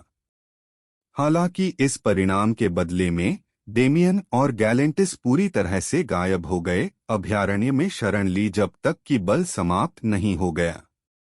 ऐसा लग रहा था कि यह एक कठिन समस्या का आसान समाधान है, लेकिन यह इससे अलग कुछ भी था। इस बार डेमियन की जीत काफी हद तक भाग्य पर निर्भर थी, या यह भाग्य था। यदि आर्थर को सिर्फ यह पता होता कि डेमियन ने उसके शरीर से उसके महत्वपूर्ण अंग अलग कर दिए हैं, तो क्या वह डेमियन से निपटने के लिए एक अधिक उपयुक्त रणनीति चुन पाता, इसलिए गैलेंटिस के आने से पहले उसे मार देता। यदि डेमियन राक्षस नहीं था तो क्या उसके लिए कोई आशा थी? ताकत का महत्व एक बार फिर से प्रतिबिंबित हुआ, और हालांकि डेमियन को अभी अभी पदोन्नत किया गया था, उसके दिमाग को वास्तविकता से जुड़े रहने के लिए मजबूर किया गया था। 1 मिनट बीतने के साथ गैलेंटिस को उसकी मदद के लिए धन्यवाद देने और उसे भारी इनाम देने का वादा करने के बाद डेमियन टूटे हुए तारों वाले आकाश में लौट आया। अभी की लड़ाई, डेमियन ने इसे आत्मसात कर लिया और इसे एक सबक के रूप में लिया, लेकिन उसने इसे बहुत अधिक महत्व नहीं दिया। कुंद होने के नाते आर्थर का उद्देश्य उसका मट्ठा बनना था, और चूंकि आर्थर के साथ लड़ाई ने वास्तव में उसे खुद को एक नए स्तर तक उठाने की अनुमति दी थी, उस व्यक्ति का अब कोई मूल्य नहीं रह गया था। जो महत्वपूर्ण था वह था बीस्ट एम्परर स्टार, जो अपने वातावरण में भाग्य के बादलों के फैलाव के साथ लगभग नग्न था। अगर स्थिति इतनी गंभीर है तो मैं एस्टोरिया के लिए अपनी योजना को क्रियान्वित नहीं कर पाऊंगा। मुझे यथाशीघ्र जांच करनी होगी। डेमियन ने आगे बढ़ना शुरू किया, लेकिन वह कुछ 100 किलोमीटर भी आगे नहीं बढ़ पाया था कि माहौल अचानक बदल गया। वूम! अंतरिक्ष जम गया। यह एक अजीब सा ठोसकरण था जो स्थानिक कानूनों के माध्यम से नहीं किया गया था, एक ऐसा जमना जिसे डेमियन तोड़ नहीं सका। यह डेमियन की आंखें सदमे से चौड़ी हो गईं। बिना कुछ सोचे समझे उसने खुद को बचाने के लिए अभयारण्य में लौटने की कोशिश की। हालांकि तो यह वह छोटा चूहा है जो मेरे ब्लडलॉक कबीले को कुतर रहा है। एक प्राचीन आवाज अंतरिक्ष में गूंज उठी। इसे सुनते ही डेमियन के कान के पर्दे फटने की कगार पर आ गए। डेमियन ने अपने दांत भींच लिए और तेजी से खुद को ठीक कर लिया। उन्होंने एक महत्वपूर्ण गलती की। ऐसा नहीं था कि वह भूल गया था, उसे इस स्थिति के लिए तैयारी करने के लिए पर्याप्त समझ नहीं थी। हवाएं अंतरिक्ष में घूमने लगीं और डेमियन की आंखों के सामने एक विशाल प्रक्षेपण बना। वह गंजा सिर और लंबी दाढ़ी वाला एक बूढ़ा आदमी था, लगभग एक बूढ़े साधु जैसा। हालांकि उसकी खून से लथपथ आंखें अनगिनत कत्लेआम और उन्माद के प्रति प्रेम के बारे में बताती थीं जो गहराई से छिपा हुआ था। यह प्रक्षेपण अमर रक्त असुर। अमर रक्त असुर ने डेमियन के पतले शरीर को देखा और उसके अस्तित्व को देखा, उसके सभी रहस्यों का पता लगाने की कोशिश की। एक युवा प्रतिभा के रूप में आप सफल हैं। आप कुछ गंदे तरीकों का उपयोग करके आर्थर को मारने में भी कामयाब रहे। इसके लिए मैं आपको स्वीकार करूंगा। हालांकि ब्लडलॉक कबीले के खिलाफ आपके अपमान के लिए आज आप मर जाएंगे। रीवस सिर्फ एक पोता था। अमर रक्त असुर के पास उससे कहीं अधिक पोते पोतियां थीं जिनकी उसने परवाह नहीं की थी। जब तक उनमें से एक ने डायमेंशनल लीडर बोर्ड पर संतोषजनक परिणाम नहीं दिखाए, वह उन्हें स्वीकार भी नहीं करेगा। जबकि रीवस स्वर्ग की सूची में शीर्ष 10 में हुआ करता था, वह एटिकस के समान डायमेंशनल लीडर बोर्ड के केवल 50 के दशक में था। जब तक वह 20 वर्ष का नहीं हो गया, इमोर्टल ब्लड असुर के पास उसकी देखभाल करने का कोई कारण नहीं था। आर्थर अलग थे। आर्थर अपनी युवावस्था में न केवल शीर्ष 20 में बल्कि शीर्ष 10 में भी पहुंचे। उनकी उपलब्धियां इतनी महान थीं कि उन्होंने खुद को लिगेसी टोम पर एक स्थान अर्जित किया, जो डायमेंशनल लीडर बोर्ड का एक अलग हिस्सा था जिसने अपनी महानतम प्रतिभाओं के नाम को अमर कर दिया। आर्थर एक ऐसा व्यक्ति था जिसे अमर रक्त असुर ने बढ़ाने में बहुत प्रयास किया था। हालांकि वह ऐसा बेटा नहीं था जिसके पास राजगद्दी पाने का मौका था, लेकिन उसे राजगद्दी की सेवा करने वाले एक वफादार और अजेय जनरल के रूप में बड़ा करने के लिए अनगिनत संसाधन खर्च किए गए थे।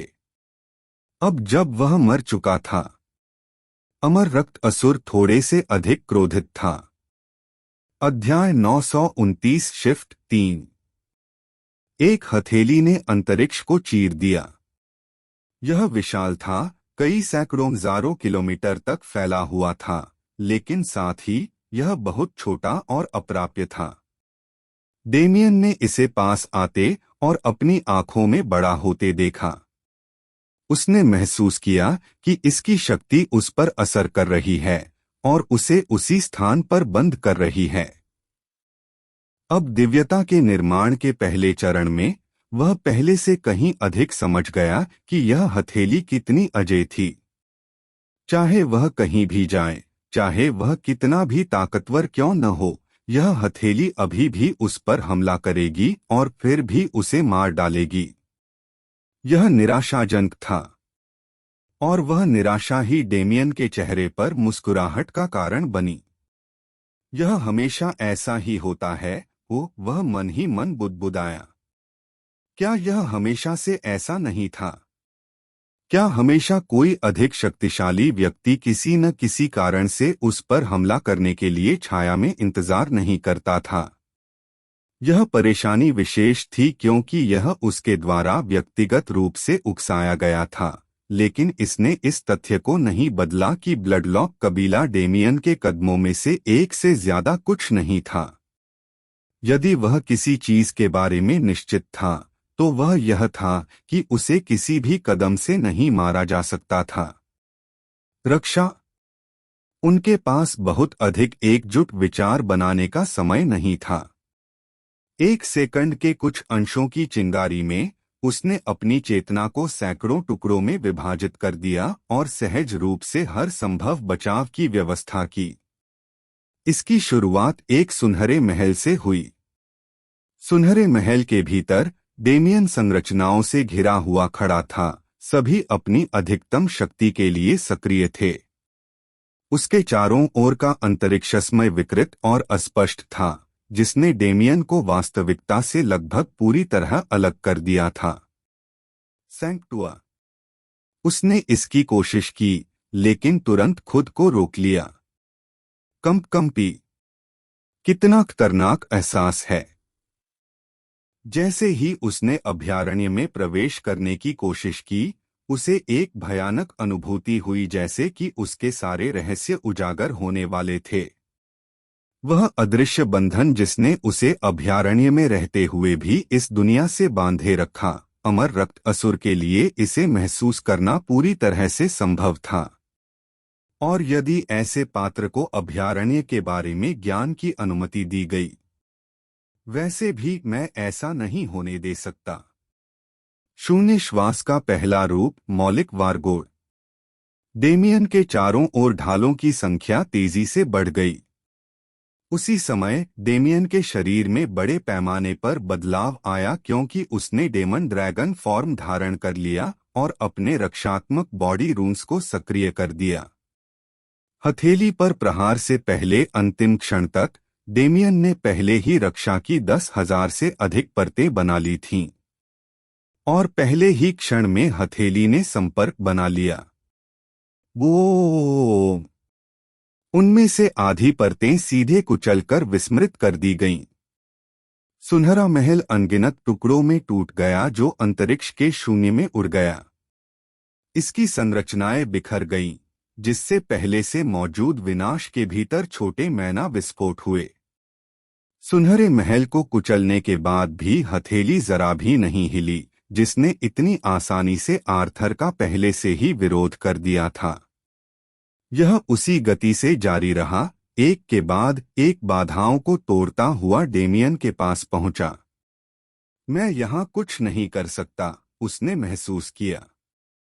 दानव ड्रैगन फॉर्म पर एलिमेंटल वारगॉड के ढेर के साथ डेमियन अपनी सबसे शक्तिशाली शारीरिक स्थिति में था। शून्य श्वास को आधार मानकर और स्पेसटाइम और संसार इसका समर्थन करते हुए डेमियन अपनी सबसे शक्तिशाली ईथर अवस्था में था। लेकिन तब भी जब उन सभी को एक साथ रखा गया था, जब डेमियन की शक्ति का हर संकेत उदाहरण के लिए एक के रूप में एकत्रित हुआ था, उसके पास दिव्यता के सामने कोई मौका ही नहीं था। वो प्रभाव से डेमियन का शरीर हिल गया। उसकी त्वचा तुरंत पिघल गई थी और उसकी मांसपेशियां और हड्डियां जल्द ही नष्ट होने की कगार पर थीं। अराजक मन तरंगें उसके शरीर में प्रवाहित हुईं और यद्यपि शून्य शरीर ने उन्हें निगलने और परिवर्तित करने का प्रयास किया, लेकिन यह अपनी वर्तमान स्थिति में देवत्व का विरोध नहीं कर सका। डेमियन ने अपनी आंखें खुली रखीं और खुद को सुन्न किए बिना दर्द महसूस किया। उसने सीधे अमर रक्त असुर के प्रक्षेपण की आंखों में देखा क्योंकि उसे लगा कि उसका शरीर कमजोर हो गया है। उसने हार मानने या थोड़ा सा भी डगमगाने से इनकार कर दिया है। मेरी मौत नहीं होती। टकराना। डेमियन के भीतर कुछ टूट गया। उसकी भौहों के बीच एक काली सील दिखाई दी, जिसने डेमियन के मन को स्याह काले रंग में बदल दिया। जैसे ही कुछ उसके शरीर में प्रवेश करता है, उसकी आंखें उसी पैटर्न का अनुसरण करती हैं। मुझे लगता है आपको एक नजर डालनी चाहिए। डेमियन की चेतना को पीछे धकेल दिया गया। लड़के, अगर तुमने मुझे यहां अस्वीकार कर दिया तो मैं सचमुच तुम्हें नहीं बचा पाऊंगा। उसके सिर में एक आवाज गूंजी, जिससे उसकी आंखें लगभग बाहर निकल आईं। यह आवाज जिसे वह समय के साथ लगभग भूल चुका था। क्या ये नहीं था तियामत? डेमियन ने सदमे में कहा। यह मैं हूं। अब अपना विरोध करना बंद करो, कहीं ऐसा न हो कि आत्मा का यह टुकड़ा तुम्हारे शरीर में मौजूद अजीब ताकतों द्वारा कुचल दिया जाए। डेमियन ने तुरंत उसकी इच्छा का पालन किया और अपनी सुरक्षा हटा दी, जिससे उसे अपने शरीर पर सतह स्तर पर नियंत्रण की अनुमति मिल गई। डेमियन, या बल्कि तियामत ने, अमर रक्त असुर को उदासीनता से देखते हुए अपनी आंखें आकाश की ओर कर लीं। यही कारण है कि मनुष्य दूसरों के द्वारा इतना अपमानित होते हैं। यहाँ तक कि जब आपका ब्रह्मांड नश्वर खतरे में है, तब भी आपके पास कनिष्ठों पर हमला करने के लिए सार्वभौमिक कानून में कमियां ढूंढने के इच्छुक देवता हैं। कितना दयनीय है। उसने हल्के से उपहास किया, जैसे कि इसके बारे में बात करना भी उसके पद से नीचे हो। अगले सेकंड में उसने सुंदर गति से अपना हाथ उठाया, जो डेमियन के शरीर पर कुछ हद तक बेतुका लग रहा था। छोटे लड़के, अपनी जगह जानो। डिंग वूम। तियामत ने हवा में धीरे से अपनी उंगली थपथपाई। एक घंटी बजी। काले मन की एक लहर इतनी पतली फैल गई कि यह लगभग अदृश्य थी। लेकिन उस लहर के फैलने के साथ अमर रक्त असुर के हमले का वजन बहुत कम हो गया और डेमियन के शरीर पर इसका प्रभाव पूरी तरह से कम हो गया। हम विशाल प्रक्षेपण ने अपनी उदासीन आंखों में जिज्ञासा के संकेत के साथ नीचे देखा। जैसे ही वह फीका पड़ा, उसके चेहरे पर एक हल्की सी मुस्कान उभर आई। बहुत दिलचस्प। अमर रक्त असुर के अंतिम शब्द शून्य में गूंज उठे, साथ में वह अंतिम छवि भी थी जो उसने कनेक्शन कटने से पहले देखी थी। डेमियन की एक छवि, शून्य में अकेली और शक्तिशाली स्याह काली मन में ढकी हुई। मन जिससे नोक्स की दुर्गंध आ रही थी। प्रक्षेपण एकल उपयोग था, लुप्त होने से पहले केवल एक डेमिगॉड स्ट्राइक के बल को लागू करने में सक्षम था। ऐसा न हो कि यह सार्वभौमिक कानून को ट्रिगर कर दे। लेकिन भले ही आज डेमियन की हत्या नहीं हुई थी, जब उनके भ्रष्टाचार की खबर लीक हुई तो क्या उनकी किस्मत कुछ बेहतर होगी? बल्कि उसका भाग्य ब्लडलॉक कबीले द्वारा उसके साथ किए गए किसी भी काम से कहीं अधिक खराब होगा। अपने स्वयं के तारे पर वापस, अमर रक्त असुर का ठंडा चेहरा जो कभी नहीं फटा, उसने प्रक्षेपण की यादों को देखते हुए मुस्कुराहट का संकेत दिया। आर्थर निराशाजनक रहा है, लेकिन उसकी मृत्यु ने मुझे बहुत आश्चर्यचकित कर दिया है। बहुत अच्छा। चूंकि आप मरने से कम इसे पूरा करने में सक्षम थे, मैं आपका बदला लूंगा, भले ही कबीले के चेहरे की खातिर। और जबकि अमर रक्त असुर का क्रोध उसके रिश्तेदारों की हानि के बजाय संसाधनों की बर्बादी से उत्पन्न हुआ था, कम से कम कोई आर्थर ब्लडलॉक की मृत्यु पर शोक मना रहा था। रसातल की गहराई में, सभी लोगों से दूर एक एकांत गुफा में एक प्राणी की आंखें खुली रह गईं। मेरा नया खिलौना, किसी ने मेरा नया खिलौना नष्ट कर दिया। वे मन ही मन बुदबुदाए। जो बीज अभी हाल ही में बोया गया था वह पहले ही नष्ट हो चुका था और उस बीज का शरीर विस्मृत हो गया था, अब उसे नियंत्रित करने में असमर्थ था। दरार। प्राणी के हाथ में एक छोटी सी वस्तु टूटकर बिखर गई।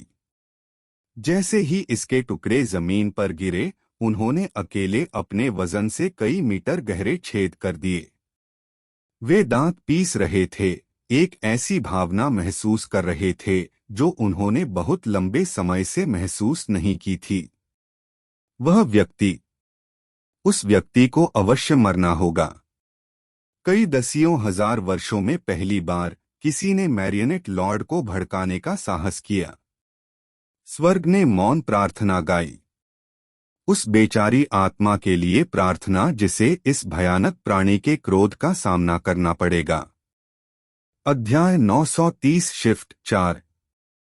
तारों भरे आकाश में वापस डेमियन अब शून्य में चुपचाप और स्थिर खड़ा था।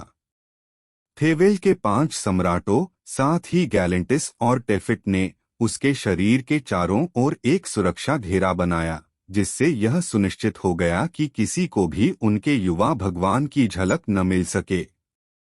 वर्तमान में वह व्यक्ति स्वयं स्याह काले नॉक्स मैना के कोहरे में लिपटा हुआ था जो उसके सिस्टम को नहीं छोड़ रहा था। उसे ऐसे व्यक्ति के रूप में नहीं देखना कठिन था जिसने मानवता और ब्रह्मांड को धोखा दिया। हालांकि यहाँ खड़ा हर कोई जानता था कि डेमियन ने नॉक्स द्वारा उत्पीड़ित लोगों को बचाने के लिए कितना कुछ किया था, और उपस्थित सभी लोग समझते थे कि अभयारण्य स्वयं अस्तित्व में सबसे बड़ा नॉक्स विरोधी किला था। जिस व्यक्ति ने उस स्थान को बनाया, पोषित किया और लगातार विकसित किया, उसे नॉक्स के कुतर्क से प्रलोभित होने की कोई आवश्यकता नहीं थी। फिर भी एल्विरा के स्पष्ट आदेश के तहत उनमें से किसी ने एक शब्द भी नहीं कहा और केवल गार्ड के रूप में अपनी नौकरी पर अड़े रहे। जहां तक डेमियन की स्थिति का सवाल है, यह उसे खुद ही पता लगाना था। वे केवल यही प्रार्थना कर सकते थे कि उनका युवा भगवान हमेशा की तरह इस चुनौती में भी सफल हो। चूंकि वह स्वयं डेमियन वॉयड था, एक ऐसा व्यक्ति जिसे कई असंबंधित अस्तित्वों द्वारा स्वर्ग के बराबर का दर्जा दिया गया था, वह निश्चित रूप से कोई रास्ता खोज लेगा। सही। डेमियन की आध्यात्मिक दुनिया में एक अजीब दृश्य घटित हो रहा था। 2 लोग, दोनों आध्यात्मिक शरीर वाले, एक छोटी सी भौतिक चाय की मेज पर एक दूसरे के सामने बैठे थे। स्वाभाविक रूप से उनके सामने जलपान की व्यवस्था थी, लेकिन इस तरह के एक नकली स्थान में उन्होंने वास्तव में किसी को वास्तविक भोजन और पेय की संतुष्टि नहीं दी। तो दिव्य शक्ति हो, डेमियन ने उनके बीच की चुप्पी को तोड़ते हुए कहा। वास्तव में मैंने तुमसे कहा था कि तुम इसके साथ एक देवता के प्रहार का विरोध करने में सक्षम होगे। इसे यहाँ बर्बाद करना कैसा लगता है? तियामत ने चिढ़ाते हुए जवाब दिया। डेमियन ने कंधे उचकाए। क्या यह बर्बादी है?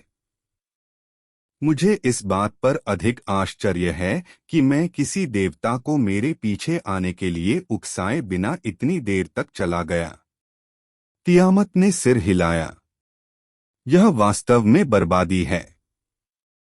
यदि आप उस देवता के असली शरीर के सामने खड़े होते जब मेरी दिव्य शक्ति का उपयोग किया जाता, तो आपको उसे घायल करने का मौका मिल सकता था। ठीक है, इसमें कोई मजा नहीं है। अगर मैं उसका खून करने जा रहा हूं, तो क्या मुझे यह काम अपनी ताकत से नहीं करना चाहिए? हमेशा की तरह साहसी। क्या यह मेरा आकर्षण नहीं है? आपका आकर्षण बिल्कुल ही अस्तित्वहीन है। आह, मेरा दिल। कम से कम इसे वास्तविक दिखाने का प्रयास करें। तियामत हल्के से मुस्कुराए। जब वे पहली बार मिले थे तब डेमियन का बचपन जैसा व्यक्तित्व था, उसकी तुलना में अब वह वास्तव में एक अलग व्यक्ति है। वर्तमान डेमियन कहीं अधिक परिपक्व था, अपने आवेगों के प्रति कम संवेदनशील था। इसे विशेष रूप से इस तथ्य से देखा जा सकता है कि उसने उसे कुछ समय के लिए अपने शरीर को नियंत्रित करने की अनुमति दी और बाद में बातचीत के लिए उसे इस स्थान पर मौजूद रहने दिया। तुम्हारे पिछले रवैये से मेरी दिव्य शक्ति अब तक खत्म हो जानी चाहिए थी। तुम इसे अपने शरीर के भीतर क्यों रख रहे हो? उसने उत्सुकता से पूछा। डेमियन मुस्कुराया। ठीक है, मान लीजिए कि दुश्मन और सहयोगी के बीच की रेखा हाल ही में काफी विषम हो गई है, इसलिए मैं वास्तव में यहाँ बैठकर यह दिखावा नहीं कर सकता कि हर नॉक्स एक नासमझ दुष्ट प्राणी है, जैसा कि मैं करता था। इसके अलावा क्या आपने मुझे नहीं बचाया? मुझे कम से कम आपको संदेह का लाभ देना चाहिए। तो क्या मुझे सम्मानित होना चाहिए कि मुझे यह बातचीत करने की अनुमति दी जा रही है? बिल्कुल, बेवकूफ लड़का। तियामत ने आह भरी और अपने आसपास की दुनिया को देखा, अद्वितीय आध्यात्मिक दुनिया को देखकर आश्चर्यचकित हो गई जो उसने पहले कभी नहीं देखी थी। तुम्हें चुनना एक अच्छा विकल्प था। मुझे चुनना आपकी एकमात्र पसंद थी। इस पल को बर्बाद मत करो। टीच। डेमियन ने अपने सामने घातक सुंदरता को देखा, बिना यह जाने कि क्या कहे। उसने उसे एक वादे के कारण बचाया था जो लगभग एक दशक पहले उसके समय में किया गया था। उस समय भी उसके मन में बदला लेने के लिए इस देवी को नौकरानी में बदलने के ही विचार आए थे। अब जब उसने एलिट्रा को काफी समय तक अनुभव किया था, तो उसने निश्चित रूप से उस योजना को खिड़की से बाहर फेंक दिया था, लेकिन वह झूठ नहीं बोल सकता था कि इस महिला को सहयोगी के रूप में रखना उसके लिए बेहद फायदेमंद होगा।